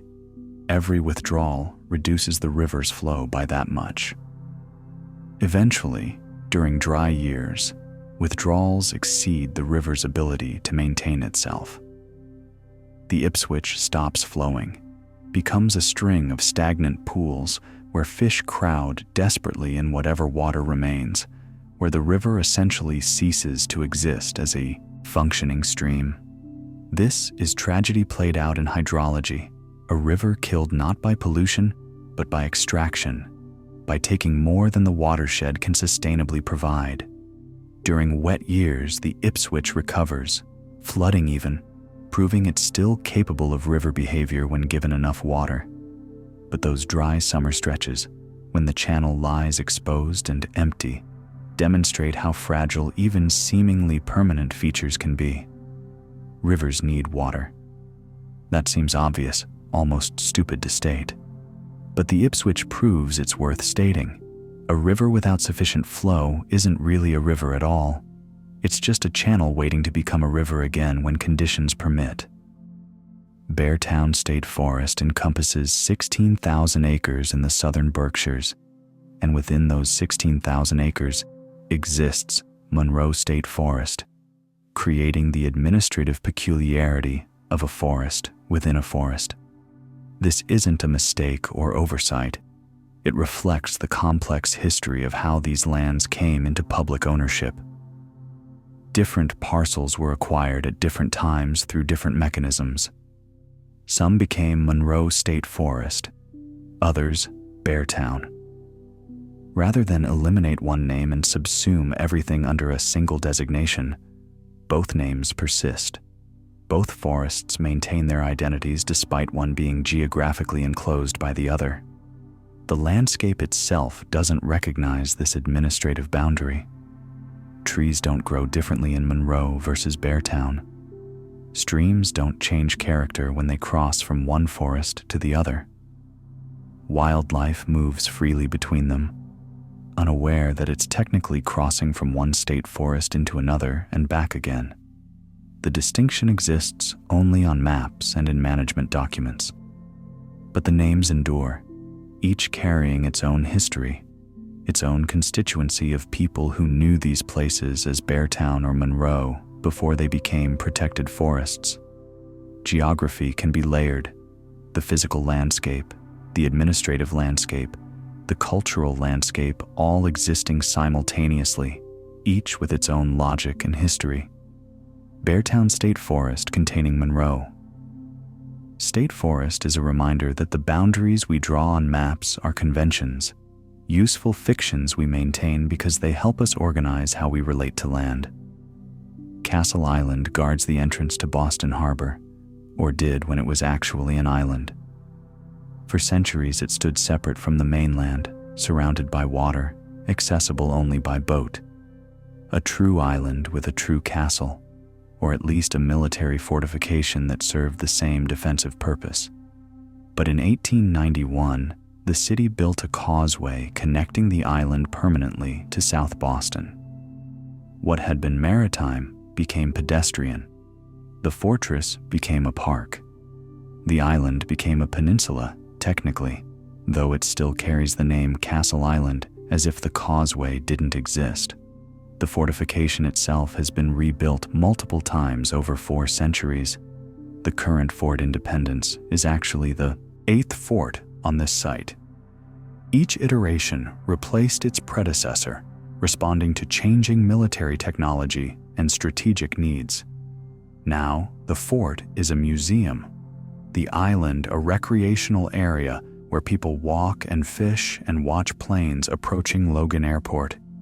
The geography changed, but the name didn't. Perhaps this is appropriate. A place called Castle Island sounds more romantic than Castle Former Island or Castle Peninsula. The name remembers what was, even if the current reality is different. Geography has memory, and sometimes that memory is preserved not in landscape, but in nomenclature. Castle Island isn't an island anymore, but it used to be, and that's enough to keep the name. The Sudbury River and the Assabet River approach each other through central Massachusetts, 2 streams that have been flowing toward this moment for their entire existence. They meet at Egg Rock in Concord, joining to form the Concord River in a confluence that seems almost ceremonial. The Sudbury arrives from the southwest, the Assabet from the west, and where they merge, the combined waters turn northeast toward the Merrimack and eventually the sea. This confluence has shaped human settlement patterns for 10,000 years. Native peoples established villages here, recognizing the strategic and practical value of a major river junction. Colonial settlers did the same, building the town of Concord around this meeting of waters. The confluence provided transportation, power, food, water, everything a settlement needed.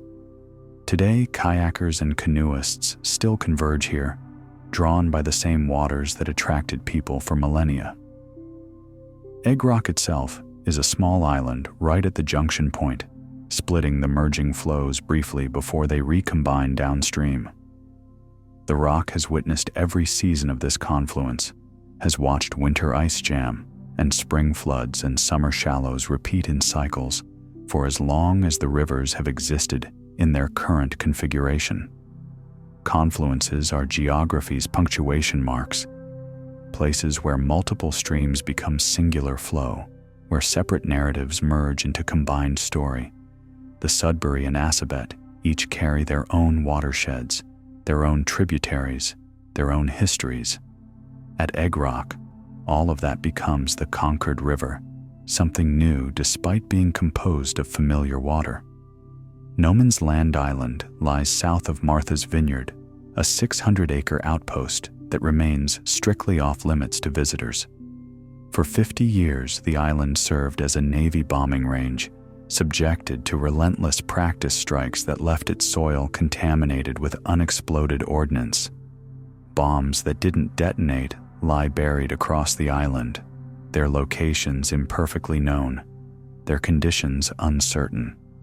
Some might be stable, others might be one disturbance away from detonation. No one can say with certainty. So the island remains closed, forbidden, a place you can see from Martha's Vineyard but cannot visit. The Navy stopped using it in 1996, turning the island over to the U.S. Fish and Wildlife Service. Now it's technically a wildlife refuge, but one where wildlife has more access than refuge managers.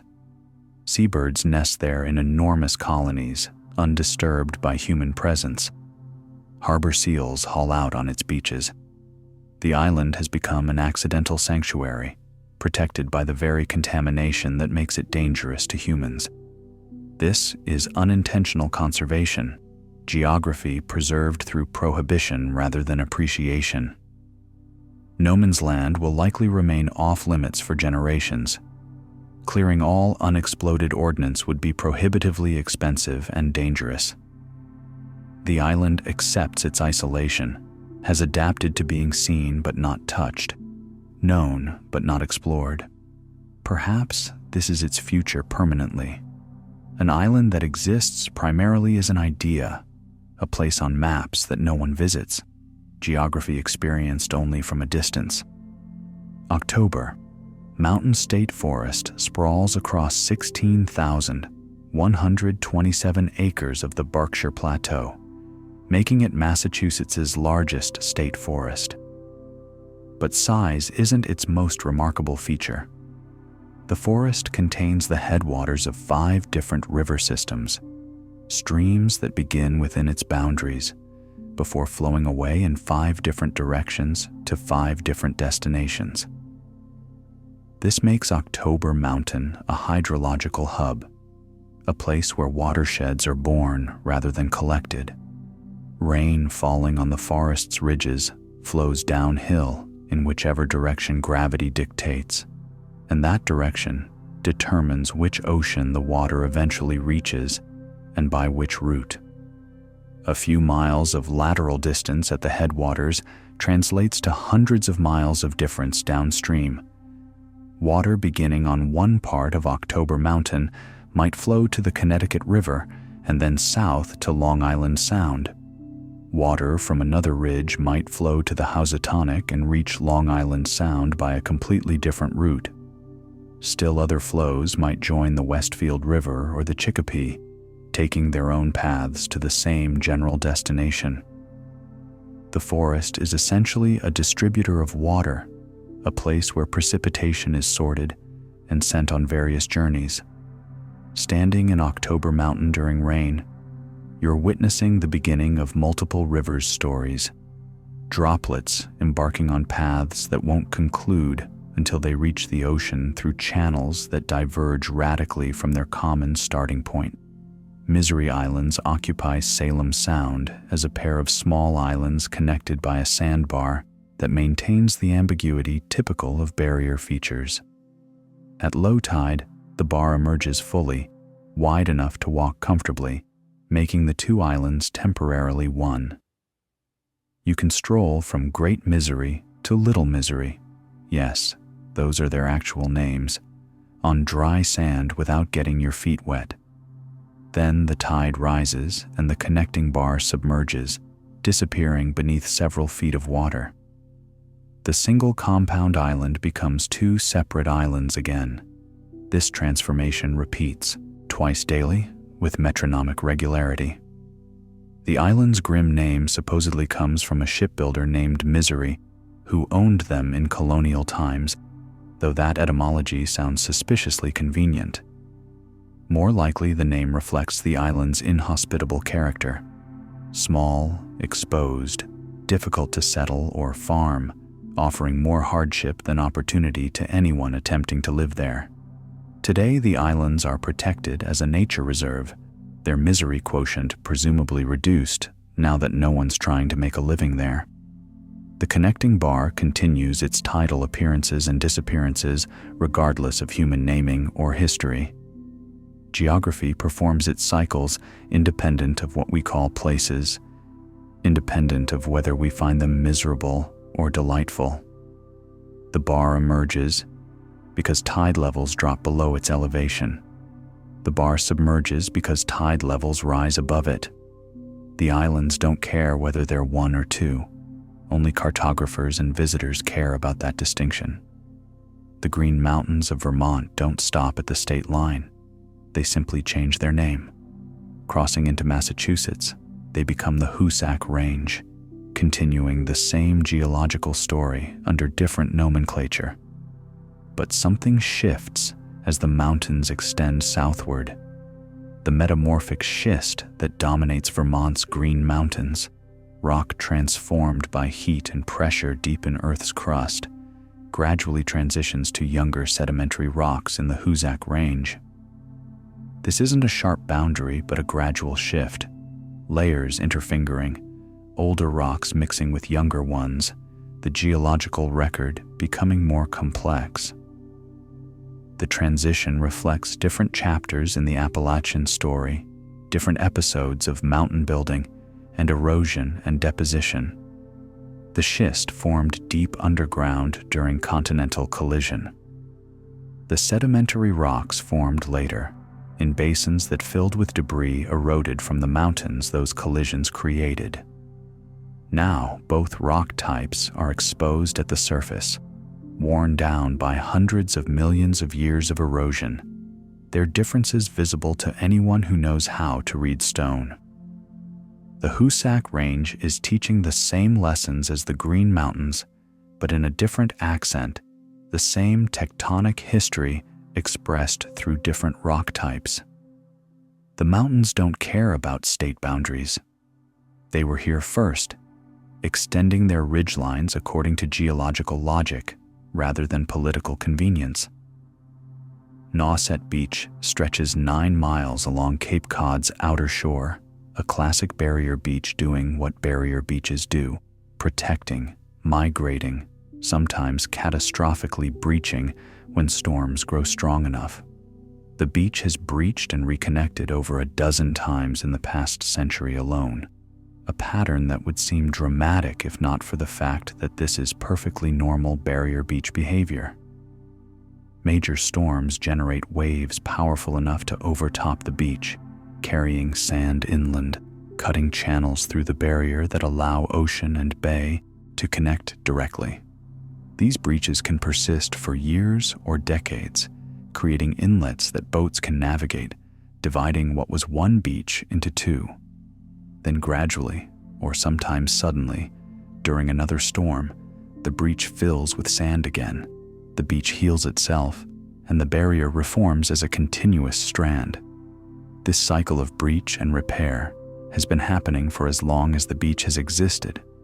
Each configuration, breached or continuous, is temporary, provisional, awaiting the next storm that will reshape things again.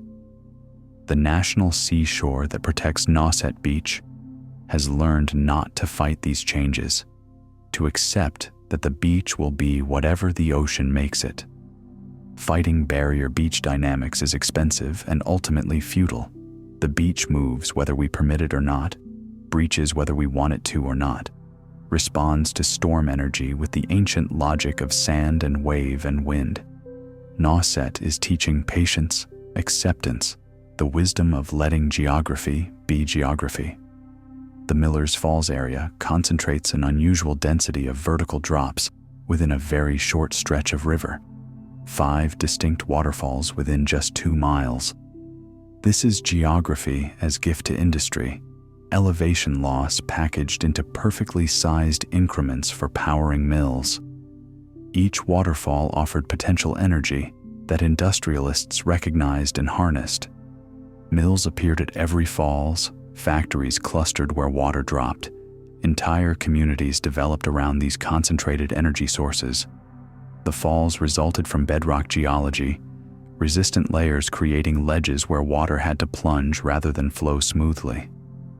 The river had been falling here for thousands of years before humans arrived, carving pools below each drop, slowly eroding the ledges backward upstream. But it was only in the industrial age that these falls became valuable, that falling water translated directly to economic power. The mills are mostly silent now, their water wheels stilled or removed, the buildings converted to other uses or simply abandoned.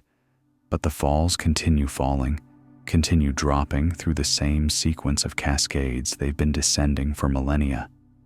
The water doesn't know it used to power industry. It simply falls because the bedrock creates steps and gravity pulls downward.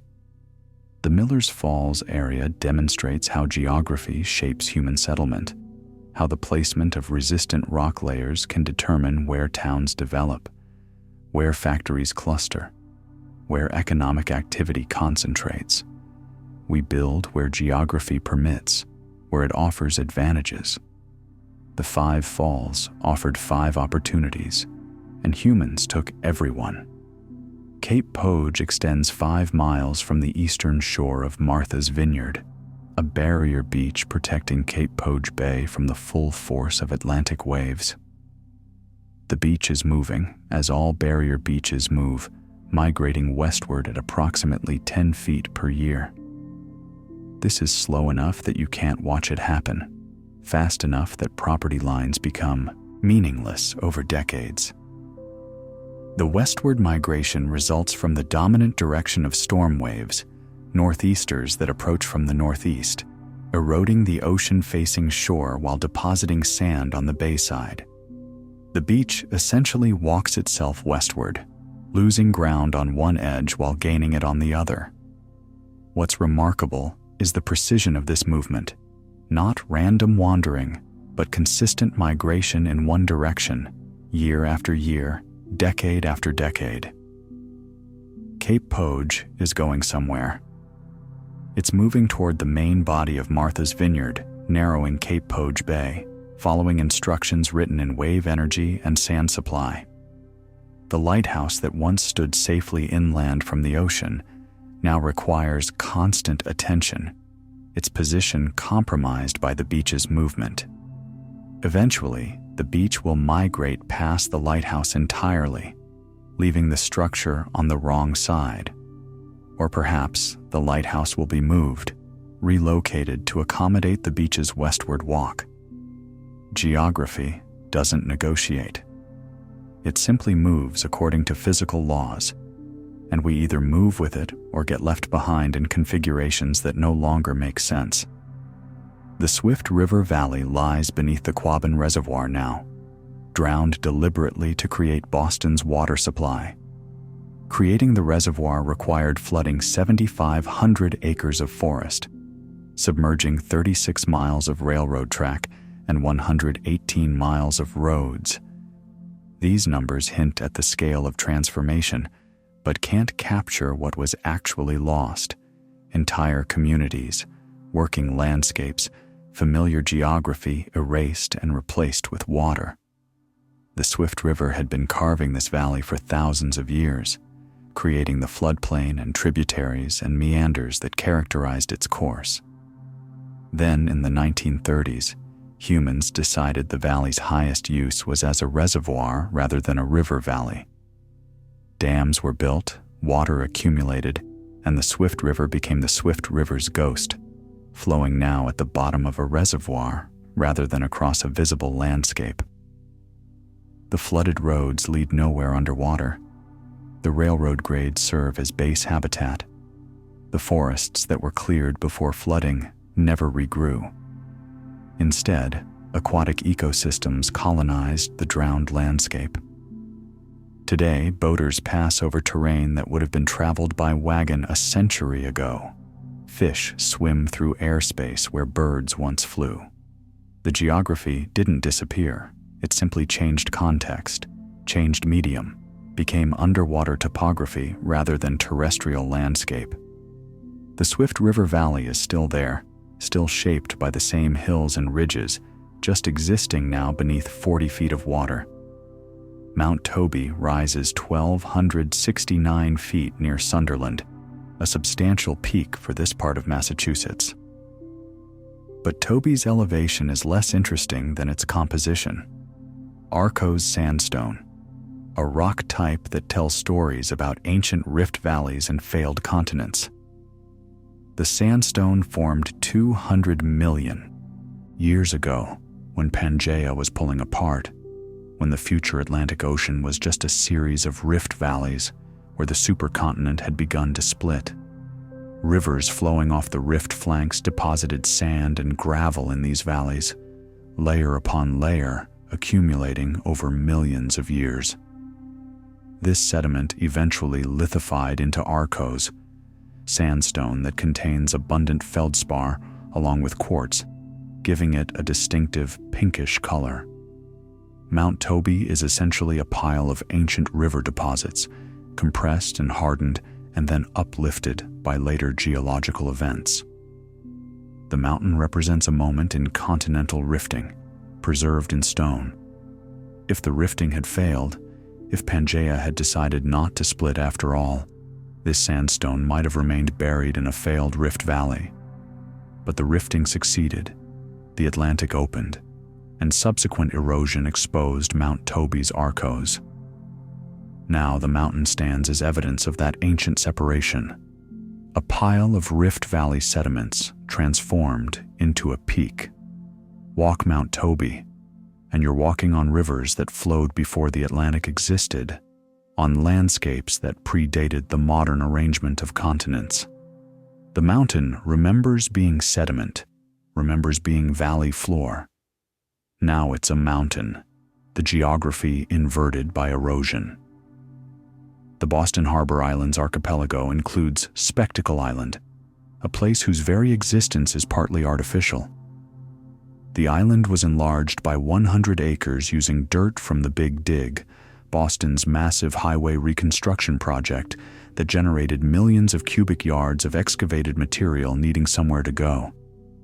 Spectacle Island became that somewhere, a convenient dumping ground that happened to be an island. But calling it dumping undersells what actually happened. The project didn't just pile dirt randomly. It enlarged and reshaped the island deliberately, creating new topography, new habitats, new recreational spaces. The fill was placed carefully, graded and covered with clean soil, planted with native vegetation. Today, Spectacle Island is a popular park, its beaches and trails drawing visitors who have no idea they're walking on the Big Dig's excavated remains. The island demonstrates that geography can be collaborative, that human activity and natural processes can sometimes work together to create something functional and even beautiful. The island was enlarged but remains an island, its new acres integrated seamlessly with its original form. Boston's underground became the harbor's vertical extension, tunnel depths converted to island heights. This is modern landscape creation, infrastructure recycling on a massive scale, yesterday's construction debris becoming tomorrow's park. Spectacle Island accepted its enlargement gracefully, wearing its new acreage as if it had always been that size. Mount Sugarloaf rises 652 feet in Sunderland, a solitary summit that commands attention despite its modest elevation. The mountain is another isolated block of Arcos sandstone, the same pink-tinged rock that forms Mount Toby, deposited in the same ancient rift valley 200 million years ago. But Sugarloaf stands alone while Toby anchors a range, making Sugarloaf's isolation even more dramatic. The mountain is a monadnock, a peak that resisted erosion, while softer rocks around it wore away over millions of years. The Arcos proved durable enough to remain as a high point, while surrounding shales and siltstones eroded into lowlands. Sugarloaf's name comes from its distinctive profile. When viewed from certain angles, the mountain resembles the conical loaves of refined sugar that were common in colonial households. The name is apt. The mountain rises in a nearly perfect cone, symmetrical and singular, like something deliberately placed rather than geologically formed. From its summit, you can see the Connecticut River Valley spreading north and south, the trap rock ridges marching across the eastern horizon, Mount Toby standing alone to the northeast. The view emphasizes Sugarloaf's solitary nature. All around, the land sits lower, only this resistant block of ancient river deposits maintaining significant elevation. The mountain is an island of high ground, proof that durability matters more than original height when erosion operates over geological timescales. The Newburyport Harbor marshes spread across 3,000 acres where rivers meet the sea, a vast expanse of cord grass and tidal channels that appears simple but performs complex functions. These marshes absorb storm surge, acting as shock absorbers that protect inland areas from flooding. During hurricanes and northeasters, rising water spreads across the marsh surface rather than surging inland unimpeded. The grass and soil absorb wave energy, slow water movement, reduce flood heights in adjacent communities. The marshes also filter water, trapping sediments and pollutants that would otherwise flow directly into the Atlantic. Everything rivers carry downstream, nutrients, soil particles, chemical compounds, passes through these marshes before reaching the ocean, and much of it stays behind, caught in the dense matrix of marsh vegetation and organic soil. The marshes are essentially kidneys, filtering the watershed's output before it enters the sea. They're also nurseries, providing habitat where juvenile fish and shellfish spend their early lives before migrating to deeper water. The 3,000 acres contain more life per square foot than almost any other ecosystem. Fish, crabs, birds, insects, microorganisms, all thriving in the rich interface between fresh and salt water. The marshes flood twice daily and drain twice daily, have been following tidal rhythms since they formed thousands of years ago. They appear static, just grass and mud, but they're dynamically engaged with water and tide and season, constantly processing, filtering, nurturing, protecting. Lake Quinsigamond stretches through Worcester, but calling it one lake oversimplifies the geography. Quinsigamond is actually two lakes connected by a narrow strait called the Narrows. North Lake and South Lake joined at their wastes. The configuration resulted from glacial processes 15,000 years ago, when the ice sheet melted and left behind massive blocks of ice buried in sediment. These ice blocks melted slowly, and when they finally disappeared completely, the overlying sediment collapsed into the voids, creating depressions. Groundwater and rainfall filled these depressions, transforming them into lakes. The two depressions happened to form close enough together that rising water levels connected them through a narrow channel. So technically, there are two separate basins, two separate kettles, but they share water freely through the Narrows, making them functionally one lake. Lake Quinsigamond doesn't know it's technically two lakes.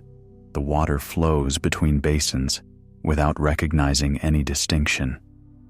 Fish swim from one to the other. Boats pass through the Narrows constantly. Only map makers and pedants care about the dual nature. The lake is teaching that geography often exists in states of both and rather than either or. It's two lakes. It's one lake. Both statements are true depending on how you define boundaries and what you measure. The kettles formed separately but immediately joined, creating compound geography that defies simple categorization. Mount Norwottuck reaches 1,106 feet in the Connecticut River Valley, part of the Seven Sisters Range of trap rock ridges. But Norwottuck contains something most trap rock ridges don't: dinosaur footprints preserved in its sedimentary layers from 200 million years ago. The tracks were made in soft mud along ancient lake shores or riverbanks, then buried quickly enough by more sediment that they were preserved rather than eroded. Over millions of years, the mud hardened into stone, the tracks becoming fossils, records of creatures that walked here when this area was a very different place.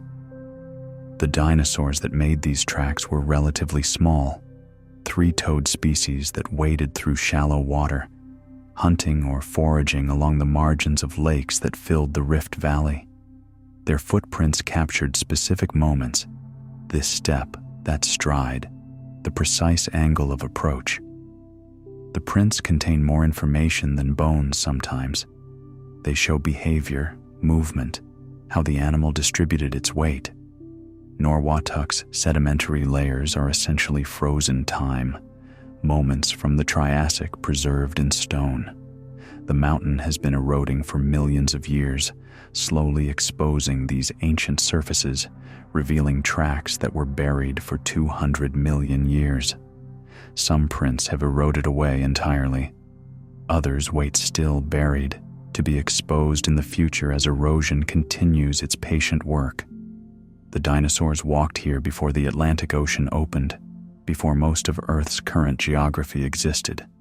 Their footprints remain somehow, against all odds, pressed into stone that became a mountain. The Charles River flows through Boston with a peculiarity that only becomes apparent when you understand its history. The river has been reversed. Its natural flow direction was west to east, like most New England rivers seeking the Atlantic. Water flowed from inland sources toward the harbor, following gravity's simplest dictate. But in the early 20th century, engineers built a dam across the river's mouth, creating a freshwater basin in downtown Boston. Locks control saltwater intrusion and regulate water levels. The result is a river that now flows east to west in its lower reaches, or doesn't flow much at all, becoming more lake than river. The reversal isn't complete. Upstream, the Charles still flows naturally toward the sea. But in downtown Boston, the river's direction depends on lock operations rather than gravity. Tide no longer reaches this far upstream. The water level stays constant rather than rising and falling twice daily. The Charles has been tamed, domesticated, turned from dynamic tidal estuary into managed urban waterway. The river accepted this transformation as rivers must, flowing whichever direction humans dictate through their engineering. But something essential was lost in the reversal: the tidal rhythm, the daily exchange of fresh and salt water, the natural variation that characterized the river's lower reaches for thousands of years. The Charles remembers being tidal, being dynamic, flowing naturally toward the sea. Now it's something else, something hybrid between river and reservoir, its identity complicated by human intervention. Gay Head Cliffs rise at the western end of Martha's Vineyard, a 100-foot wall of colorful clay exposing 100 million years of geological history in dramatic vertical layers. The cliffs glow in late afternoon light. Bands of white, gray, red, orange, brown, each color representing different sediment deposited in different conditions during different epochs. Some layers are marine, deposited when this area lay beneath ancient seas. Others are terrestrial, accumulated when the region was above water, part of a coastal plain. The clay erodes at approximately 3 feet per year, a rate fast enough that the cliff face is constantly fresh, newly exposed, revealing layers that have been buried for millions of years. The erosion is dramatic. After storms, huge sections sometimes collapse, tumbling to the beach below where waves immediately begin dispersing the clay. What took millions of years to accumulate disappears in hours, carried away by Atlantic currents. The cliffs are slowly retreating landward, sacrificing themselves to the ocean, the island getting smaller as its western edge erodes away. Native traditions consider the cliffs sacred, a place where creation itself is visible, where Earth's deep history stands exposed. The geology supports this reverence.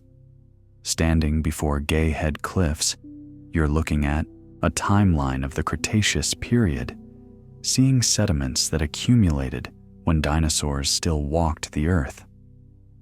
The cliffs are an archive being destroyed by the very forces that make it accessible. Erosion exposes the layers, but also destroys them.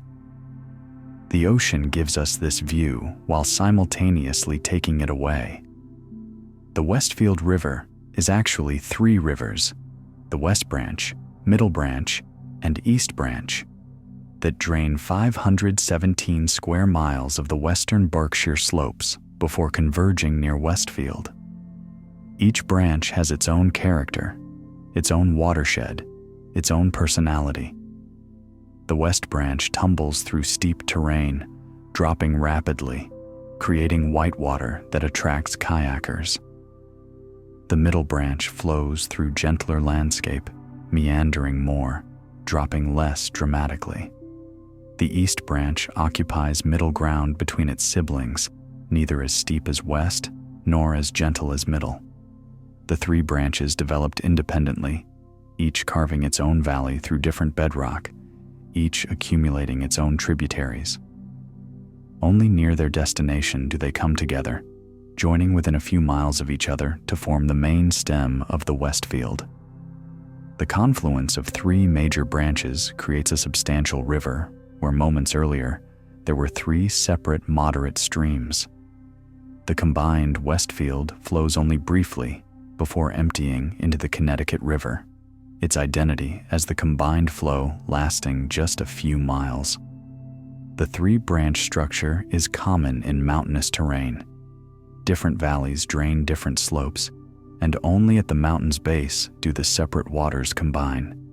The Westfield demonstrates that rivers are trees in reverse, starting as many small flows that gradually combine into fewer larger flows, the pattern branching backward from sea to source rather than forward from trunk to twigs. Cohasset's Jerusalem Road Causeway crosses a series of small islands at low tide, a route that becomes alternately possible and impossible depending on tidal cycles. At low tide, the causeway is exactly what it claims to be, a road across water, or at least across intertidal zone, passable by vehicles willing to risk wet feet and salt spray. The route connects several rocky islets through shallow water, providing access to houses built on what are technically islands, but practically are just difficult to reach coastal properties. Then the tide rises, and Jerusalem Road disappears beneath several feet of seawater. What was road becomes hazard, becomes trap for anyone who misjudged the tide tables or lost track of time.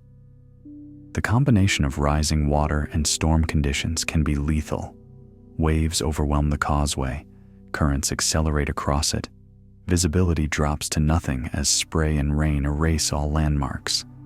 Several people have died here, caught between high tide and storm surge, trying to reach safety across a causeway that had become a causeway in name only. The road remains marked, officially maintained, but it comes with the understanding that it only exists half the time, and during storms, maybe not at all. Jerusalem Road demonstrates that some geography requires attention and respect, that routes can be safe in one condition and deadly in another, that the landscape isn't static but responsive to tides and weather. The causeway is a convenience when available, a gamble when marginal, a death trap when conditions turn. The Metacomet Ridge extends 100 miles from Long Island Sound through Connecticut and into Massachusetts, a continuous trap rock ridgeline that preserves evidence of the ancient volcanic event that accompanied Pangaea's breakup. The entire ridge is essentially fossilized lava, basalt that erupted from fissures 200 million years ago and spread across the landscape in broad sheets. Erosion over millions of years removed softer sediments, leaving the resistant basalt standing as a ridge, inverting the original topography so that what was once valley-filling lava became ridge-forming rock. The Metacomet crosses into Massachusetts near the Connecticut border and continues north, joining with other trap rock ridges, the Holyoke Range, Mount Tom, that together form a discontinuous chain of volcanic remains. The ridge offers dramatic hiking with exposed rock faces and far-reaching views, but what you're really seeing when you walk the Metacomet is the exact surface of ancient lava flows, the places where molten rock emerged from Earth's interior and cooled in contact with air or water. The columnar jointing that characterizes these cliffs formed during cooling, the rock contracting and fracturing into geometric patterns. The metacomet is a messenger from the moment when the Atlantic began opening, when continents separated, when what would become North America started drifting away from what would become Africa. The ridge is a scar from that separation, a line of volcanic rock marking the edge of an ancient rift that eventually became an ocean basin. Monomoy National Wildlife Refuge occupies 7,604 acres of barrier beach and island habitat off Cape Cod's elbow, an assemblage of sand and dune and marsh that shifts configuration after every major storm. The refuge's boundaries are defined legally, but the land itself refuses to stay in any fixed arrangement. Storms breach barriers, open new channels, close old ones, move entire islands, reshape the refuge's geography fundamentally. What was one landform becomes two. What was two reconnect into one. The refuge managers have learned to accept this fluidity, to manage for ecological function rather than specific configurations. Seabirds and seals don't care whether Monomoy is one island or two. They care about available habitat, about beaches for pupping, about shallow waters for fishing. The refuge provides these things consistently, even while the specific arrangement of sand changes. This is conservation, adapted to dynamic geography, protection that accommodates the very changeability that defines barrier beach ecosystems. Monomoy will never settle into a stable configuration. It exists in a state of continuous becoming, always responding to the latest storm, always adjusting to new conditions. The refuge boundaries encompass this fluidity, protecting not a fixed landscape, but a process, not a static place, but a zone of transformation where land and sea negotiate their boundary through storm and tide and time. 7,600 acres isn't a fixed amount of land. It's an average, a general description of an area that grows and shrinks and reshapes itself continuously. The Berkshire Plateau spreads across western Massachusetts at elevations averaging 1,000 to 1,500 feet, a table of highlands that represents something remarkable, an ancient mountain range worn almost completely flat by erosion. This is a peneplain, geography's term for a landscape that was once mountainous but has been eroded down to a nearly level surface. The Berkshires were tall once, part of the Appalachian chain that formed during continental collisions 400 million years ago. Those original mountains rivaled the Himalayas in height, peaks reaching toward the sky, valleys cutting deep between them. But erosion began immediately, has been operating ever since, removing stone grain by grain, lowering the peaks foot by foot over geological time. After hundreds of millions of years of this patient destruction, the mountains were reduced to the Berkshire Plateau, a relatively flat highland punctuated by isolated peaks like Mount Greylock that resisted erosion more successfully than their surroundings. The plateau demonstrates what patience and time can accomplish. Even mountains fall eventually. The Berkshires stood tall for millions of years, then began diminishing, wearing down, approaching flatness. The process isn't complete. Isolated peaks still rise above the general plateau level, valleys still cut below it. But the overall trend toward planation is clear. The plateau is teaching the same lesson mountains always teach once you learn to read their forms. That height is temporary, that even the most dramatic relief eventually moderates, that erosion is the ultimate leveler. Sandy Neck extends 6 miles from Barnstable into Cape Cod Bay, a classic barrier beach protecting extensive salt marshes from direct wave action. But Sandy Neck contains something unexpected. Behind its ocean-facing dunes lies a freshwater marsh system, ponds and wetlands fed by groundwater rather than tides. This juxtaposition seems impossible at first.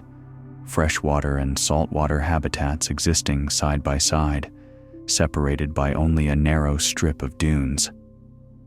But the barrier beach is high enough and wide enough that its center rises above the high tide line, creating a ridge where rainwater accumulates rather than draining immediately to sea.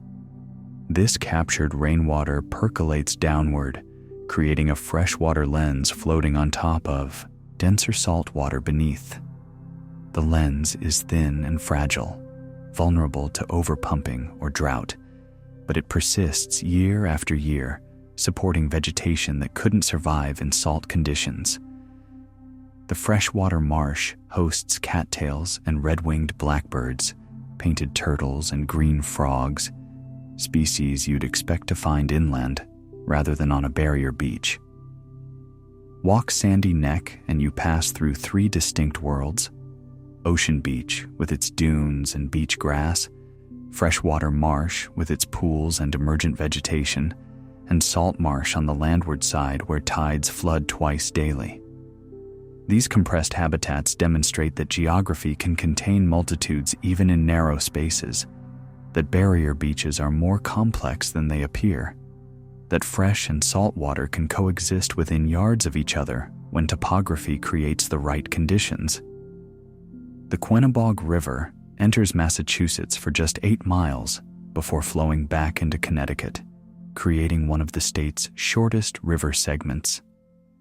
The river originates in Connecticut, flows north across the state line into Massachusetts, loops through a brief arc of Massachusetts landscape, then returns southward into Connecticut, where it continues toward Long Island Sound. Those 8 miles of Massachusetts River represent a geographical quirk, a minor violation of state boundaries by a river that doesn't recognize such things. The Quenabog simply follows the topography it encounters, and that topography happens to extend slightly into Massachusetts before curving back south. The river's brief Massachusetts appearance is barely long enough to register on most maps, barely long enough to accumulate any tributaries or change character noticeably. It enters, flows through, exits, all within a distance you could drive in 10 minutes. Yet those 8 miles are Massachusetts geography officially, part of the state's hydrological inventory, a river segment that appears in watershed analyses and water quality reports. The Quenabog demonstrates that geography doesn't respect boundaries, that natural features follow their own logic regardless of where we draw lines on maps. Rivers flow where gravity and geology direct them. If that path crosses state boundaries multiple times, so be it. The river has more important things to consider than staying neatly within one jurisdiction. Mount Race rises 2,365 feet in the Taconic Range, but its elevation matters less than its position. Race marks the tri-point where Massachusetts, Connecticut, and New York converge, 3 states meeting at a single point on a mountain summit. This is rare geography. Most state boundaries run along rivers or survey lines, creating edges rather than points. But here, 3 jurisdictions touch, their boundaries radiating outward from Race's peak like spokes from a hub. Stand at the summit marker, and you can be in 3 states within 3 steps, crossing invisible lines that carry legal weight, but no physical presence. The mountain doesn't acknowledge these divisions. Rock doesn't change character at state lines. Trees grow the same in all 3 states. Only humans care about the tri-point. Only we find meaning in the convergence of political boundaries. The Taconic Range extends through all 3 states regardless, the mountains forming a continuous chain that predates any human attempt to divide territory. Mount Race happens to sit where surveyors' lines met, where colonial-era boundary negotiations resulted in this 3-way intersection. The mountain accepted its role as meeting point, though it had been standing here for hundreds of millions of years before anyone thought to draw lines across it. Geography was here first. Boundaries came later. overlaid on landscapes that existed independent of human organization. The French King Gorge contains the Connecticut River's most dramatic passage through Massachusetts, a section where the river narrows dramatically and cuts through 100-foot cliffs of metamorphic rock. For most of its Massachusetts journey, the Connecticut flows broad and placid through wide valleys. But at French King, something changes. The valley constricts, cliffs rise vertically from the water's edge, and the river must squeeze through a gap far narrower than its usual width. The gorge formed through millions of years of erosion, the river finding a weakness in the bedrock and exploiting it relentlessly, cutting downward and deepening the channel while the resistant cliffs maintained their vertical faces. The result is one of southern New England's most impressive river gorges, a place where you can stand on the rim and look down 100 feet to water that looks surprisingly small from that height. The river accelerates through the narrows, its flow compressed, its current stronger than in the wider sections upstream and downstream. French King Bridge spans the gorge high above the water, and crossing it gives you a momentary glimpse into the gorge's depth before the bridge delivers you back to normal elevation on the far side. The gorge is a reminder that even mature, lowland rivers retain the ability to create dramatic topography when they encounter the right geology, that water cutting through stone over geological time can carve passages as impressive as any mountain valley.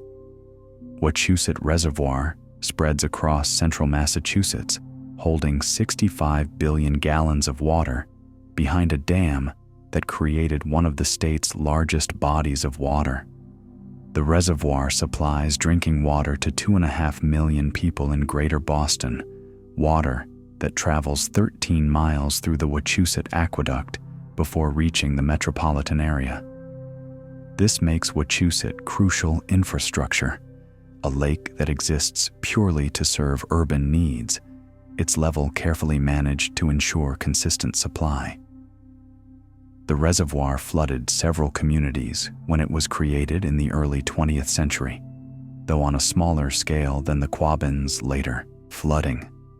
Houses were moved or demolished, roads relocated, cemeteries exhumed and relocated to higher ground. Then water filled the valley, transforming river drainage into still reservoir, converting flowing streams into arms of standing water. Today, the reservoir looks natural enough that visitors unfamiliar with its history might assume it was always here, just another Massachusetts lake. But the water remembers being valley, being river, being something that flowed rather than stood. The shoreline reveals evidence of its artificial nature, too regular, too consistent in elevation, the high water mark maintained by dam operations rather than natural processes.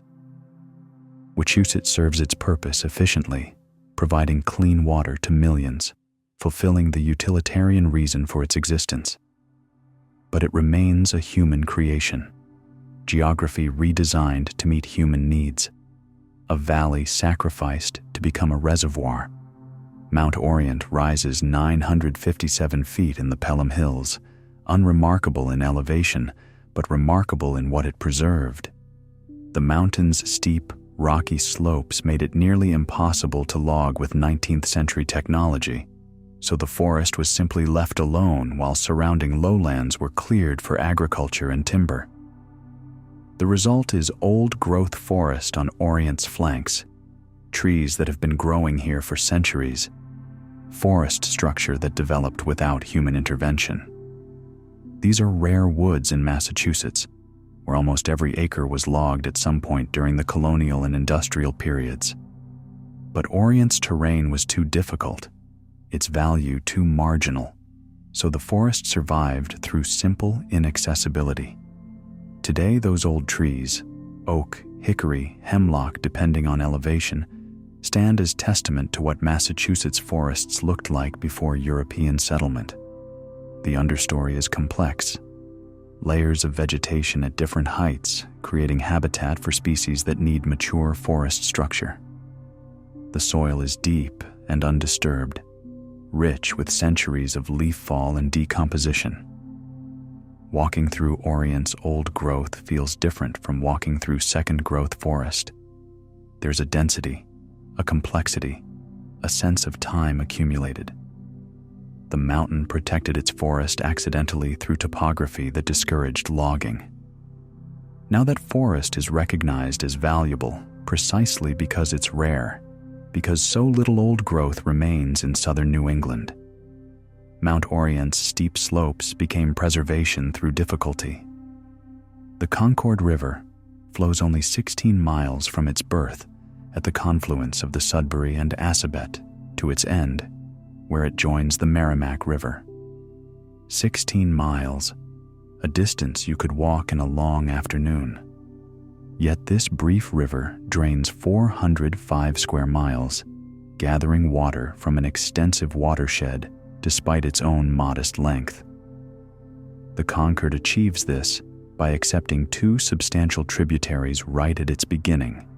It's born large, starts its existence as a significant river rather than building toward significance gradually. Most rivers begin small and grow through accumulating tributaries. The Concord begins at nearly full size and simply maintains that size for its short journey to the Merrimack. The river is placid, slow-moving, prone to flooding because it has nowhere to go when spring runoff arrives from its large watershed. The Concord spreads across its floodplain regularly, accepting the overflow, holding water in wetlands and temporary pools until it can drain slowly downstream.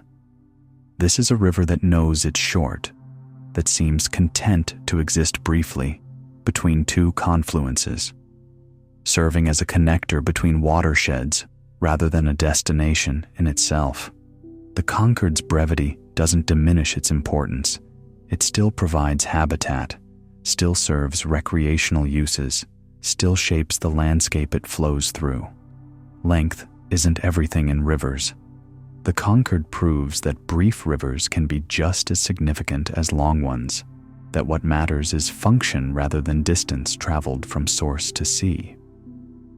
Long Point Wildlife Refuge occupies the remote southwestern corner of Martha's Vineyard, 632 acres managed by the trustees of reservations as protected conservation land. The refuge contains everything a barrier beach system should contain.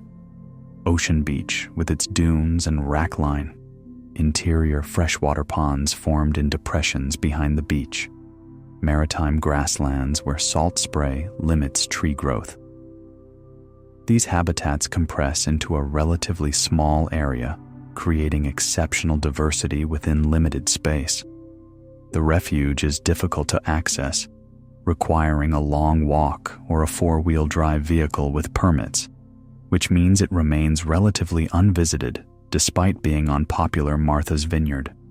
This isolation protects it, keeps disturbance low, allows wildlife to use the area without constant human presence. Piping plovers nest on the beaches. Osprey hunt over the ponds. The refuge functions as it should, as refuge, as habitat, as a place where natural processes operate with minimal interference. Long Point demonstrates that not all geography needs to be accessible, that some places serve their highest purpose by being difficult to reach, by maintaining barriers that exclude casual visitors. The 600 acres are more valuable as wildlife habitat than as recreation destination. The trustees understand this, maintaining the refuge in a relatively wild state, allowing it to be itself rather than converting it to intensive human use. Long Point exists for itself, for the species that depend on it, and only incidentally for the humans who occasionally visit. The Deerfield River has been dammed 7 times within Massachusetts, a series of impoundments that transformed 50 miles of river from free-flowing stream to a staircase of reservoirs. Each dam was built for hydroelectric power, harnessing the river's substantial drop through the Berkshire foothills to generate electricity. The dams appeared gradually over decades, each one adding to the cumulative alteration of the river's character. What was once continuous river became segmented river, free-flowing sections separated by still water reservoirs, the natural rhythm of seasonal floods replaced by controlled releases dictated by power generation needs. The 7 dams changed fish migration patterns, altered sediment transport, modified water temperature, transformed 50 miles of river ecosystem fundamentally. Some species adapted to the new conditions. Others disappeared from the deer field entirely, unable to navigate the dams or tolerate the changed conditions. The river still flows from source to destination, still drains its watershed, still performs many of its basic hydrological functions.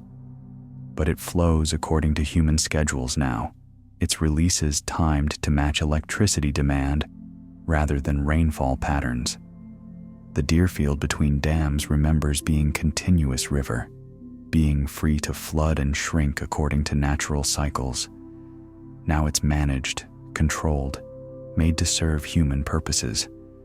The river accepted this transformation as rivers must, continuing to flow even when that flow is no longer entirely its own decision. Mount Bushnell rises just 304 feet in Middlesex County, hardly a mountain at all by most standards. But Bushnell's modest height belies its geological interest. This is a drumlin, one of the distinctive elongated hills that the Laurentide ice sheet created as it advanced and retreated across New England. Drumlins form beneath moving glacial ice, shaped by the glacier's flow like sand dunes are shaped by wind. The glacier sculpted and compressed sediments beneath its massive weight, creating streamlined hills that point in the direction the ice was moving. Bushnell's elongated form reveals that direction even now, thousands of years after the glacier melted. The drumlin is steep on one end, tapering gradually on the other, its shape perfectly expressing the flow of ice that created it. The Boston area is scattered with drumlins, Beacon Hill, Bunker Hill, dozens of others that give the landscape its characteristic rolling topography. These are all debris piles, essentially, accumulations of till left behind by the glacier. But they're shaped debris piles, hills with purpose and pattern, geography that records the glacier's passage as clearly as footprints record walking. Mount Bushnell stands as testimony to the ice sheet's power, evidence that glaciers don't just erode and destroy, they also build, create, shape new landscapes through their advance and retreat. The drumlin is a gift from the ice, a hill made by continental forces, geography created by climate conditions that no longer exist. The Weymouth Back River estuary spreads across 350 acres where river meets tide, a salt marsh system that floods completely during spring high tides. Spring tides occur when sun and moon align, their gravitational pulls, combining to create higher high tides and lower low tides than usual. During these spring highs, the Back River estuary disappears beneath seawater. The entire 350 acres submerged, the marsh grass bent beneath waves. Then the tide retreats and the marsh resurfaces, drains, becomes exposed landscape again until the next tide arrives. This complete inundation happens regularly, several times each month, creating conditions that only the most salt-tolerant vegetation can survive. The marsh is essentially amphibious, existing in both terrestrial and aquatic states depending on tide phase. Fish swim over grass during high tide, feeding in waters that will be dry marsh in 6 hours. Herons hunt in shallow pools during low tide, wading through puddles that will be several feet deep when the tide returns. The estuary demonstrates that the line between land and water can be temporary, that some places exist in both categories regularly, that geography can be fluid in the most literal sense. The 350 acres are land and sea both, depending on when you measure, depending on the moon's position, depending on whether tide is coming or going. The marsh accepts this duality, has evolved to thrive in conditions that alternate between extremes twice daily. Yukon Ridge rises to 1,300 feet in Beckett, an area protected by the Beckett Land Trust for its unusual geology. The ridge contains rare limestone outcroppings in a landscape otherwise dominated by schist and other metamorphic rocks. Limestone forms from accumulated marine organisms, shells, coral, microscopic creatures whose calcium carbonate bodies accumulate on ocean floors over millions of years. The presence of limestone here indicates that this area was once beneath a warm, shallow sea, where such organisms thrived. The surrounding schist formed differently, created when sediments were buried deeply and transformed by heat and pressure. The juxtaposition of these different rock types tells a complex geological story. Different environments, different time periods, different chapters of Earth history, all exposed now at the surface. The limestone supports unusual plant communities called calciphiles, species that require or prefer calcium-rich soils. These plants are rare in Massachusetts because limestone is rare here, most of the state being underlain by acidic granite and schist. But Yukon Ridge's limestone creates pockets of high pH soil where calciphile plants thrive, species found nowhere else in the region. The ridge is essentially an ecological island, a place where geology creates conditions different enough from surrounding areas to support unique communities. Yukon demonstrates that geology determines ecology, that the nature of underlying rock shapes what can grow above it, that small geological variations can create substantial ecological differences. The North River flows through Marshfield and Scituate with a peculiarity that becomes apparent only during spring tides. The river creates a tidal bore, a wave that travels upstream against the current when incoming tide meets river flow. Most rivers experience tides as simple rise and fall, water level increasing and decreasing, but not creating distinct waves. But under the right conditions, strong incoming tide meeting outgoing river flow in a channel of the right dimensions, the tide forms a breaking wave that moves upstream. The North River's bore isn't dramatic like the famous bores of the Amazon or Severn, but it's noticeable enough to attract attention when it occurs. Kayakers sometimes position themselves to ride the bore upstream, getting a free push against the current. The bore passes and the river returns to normal tidal behavior, rising gradually rather than in a distinct wave. The phenomenon demonstrates that rivers near the coast are hybrid entities, neither fully freshwater nor fully marine, subject to forces from both directions. The North River flows toward the sea, but twice daily the sea pushes back, forcing salt water upstream, creating conditions where flow direction becomes ambiguous. The tidal bore is the most visible manifestation of this contest, the moment when ocean overpowers river decisively, sending a wave of seawater upstream against all logic of gravity and downhill flow.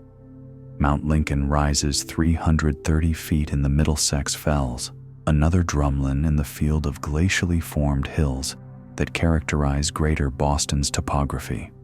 Lincoln, like Bushnell and dozens of other drumlins in the region, was shaped by the Laurentide ice sheet as it flowed across this landscape thousands of years ago. The glacier compressed and molded sediments beneath its immense weight, creating these streamlined hills that all point in the same direction, the direction the ice was flowing. Stand on any Boston area drumlin and you can determine which way the glacier moved simply by observing the hill's orientation. The steep side faced the oncoming ice. The gradual taper pointed in the direction of ice flow. These hills are essentially frozen motion, static landforms that preserve the dynamics of glacial movement. Mount Lincoln is small by mountain standards, but significant as a recorder of Ice Age processes.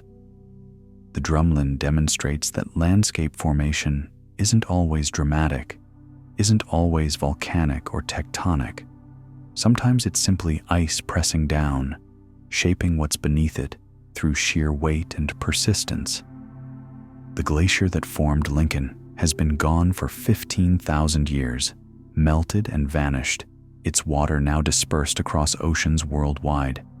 But the hill remains, testament to the ice's passage, proof that glaciers create as well as destroy.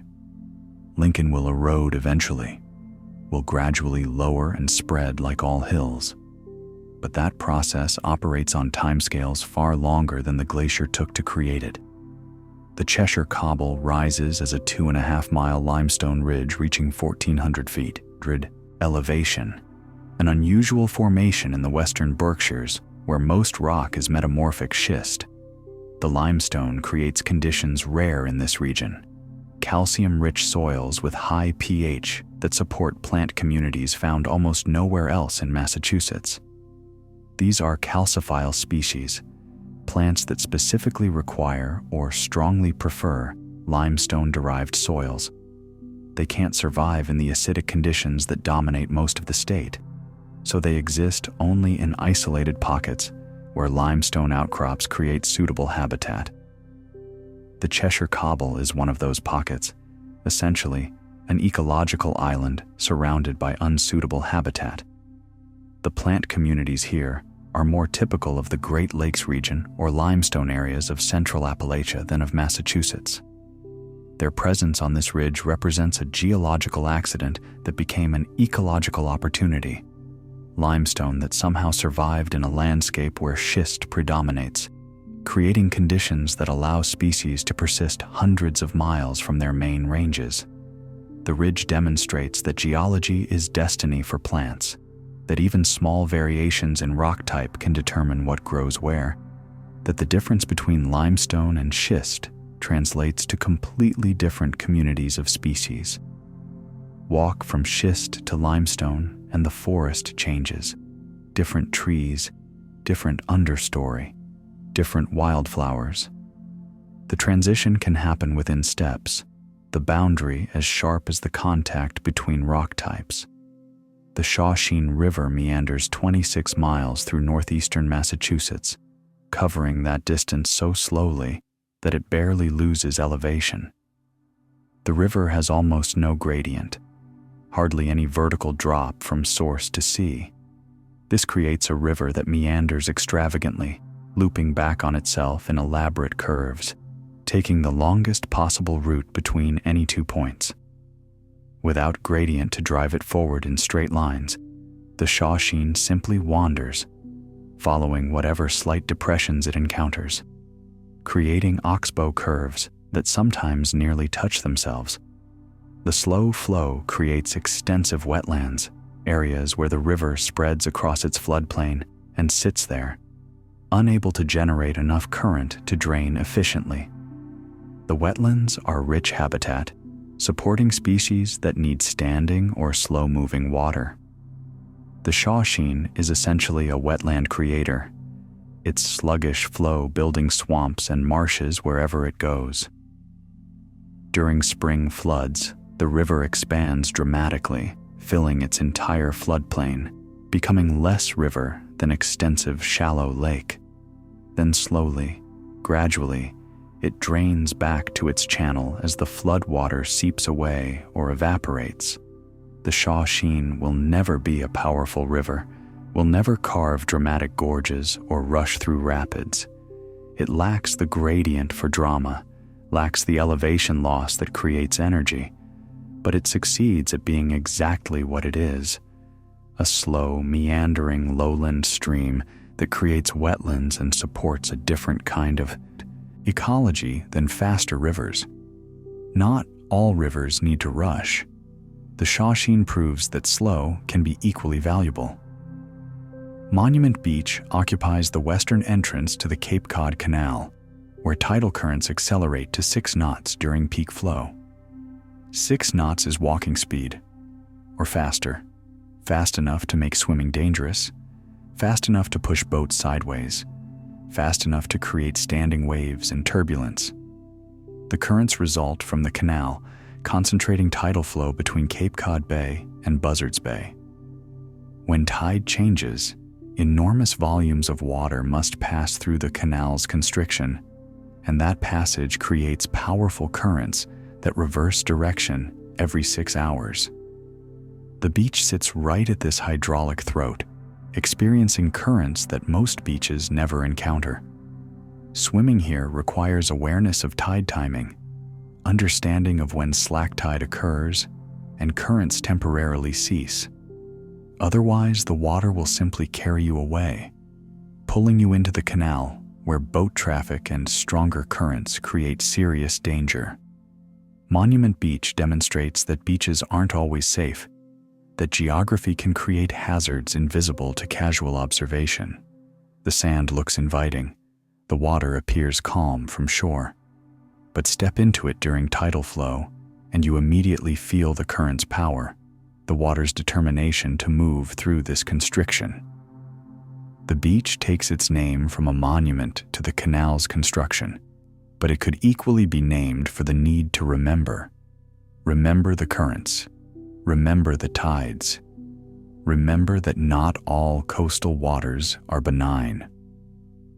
The Taconic Range extends along the New York border with Massachusetts, a chain of peaks that consistently exceed 2,000 feet elevation. Mount Everett anchors the range at 2,602 feet, but it's accompanied by numerous other substantial peaks that give the Taconics their character as a true mountain range rather than isolated summits. These mountains are old, part of the Appalachian system, built during continental collisions that no longer occur in this region. They've been eroding for hundreds of millions of years, wearing down from what were once much higher peaks. What remains represents the most resistant rock, the cores of mountains that refused to erode as quickly as their surroundings. The tectonics along the state border create a natural barrier, a ridge of high ground that channels travel and settlement patterns. Roads cross the range at specific gaps where elevation is lower, where passage is possible without climbing to summit elevations.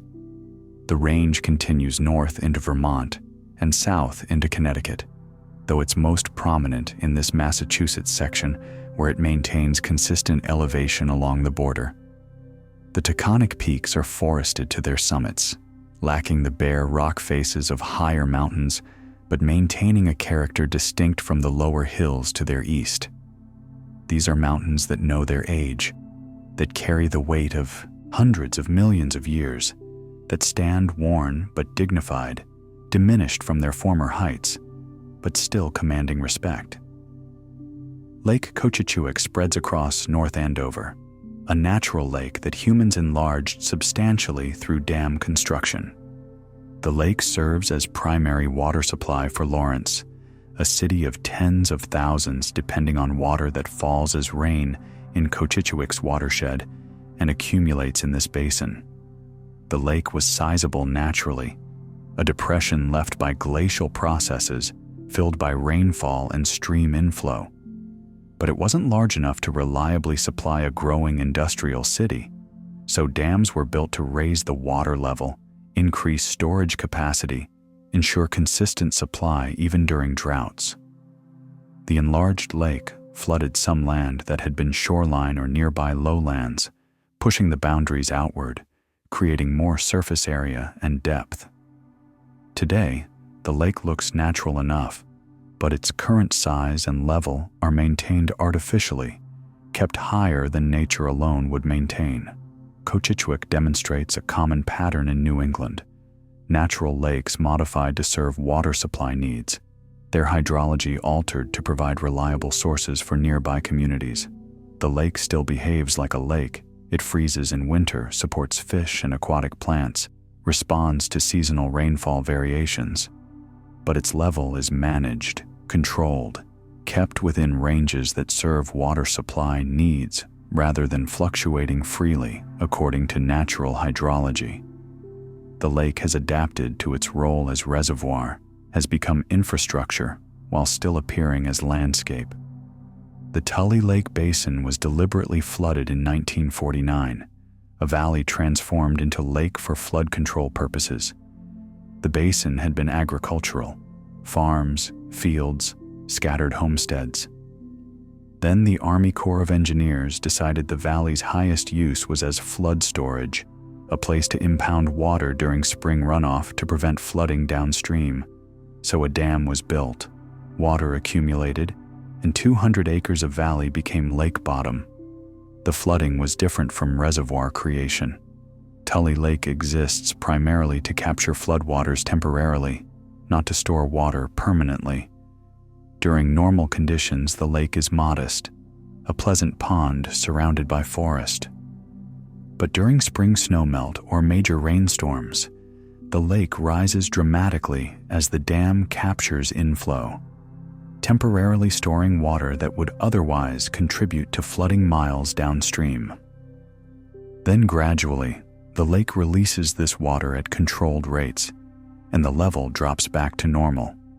The lake goes through annual cycles of filling and draining, expanding and contracting, serving its engineered purpose of moderating peak flows.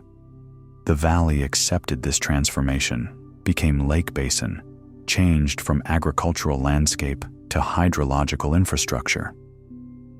The former farmland lies beneath water now, its fields and roads converted to lake bottom, its identity transformed from productive land to flood storage. Pontotoc Lake spreads across 479 acres in Pittsfield, the largest natural lake in the Berkshires. Natural is key.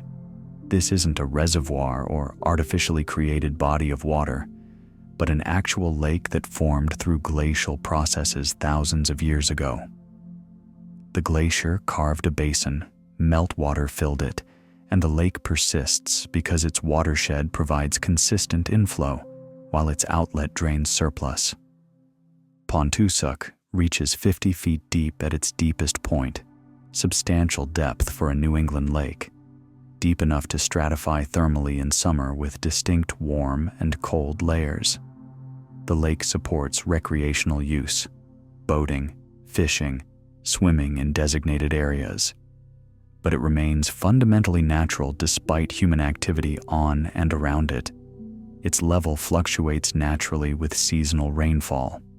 Its ecology responds to natural cycles.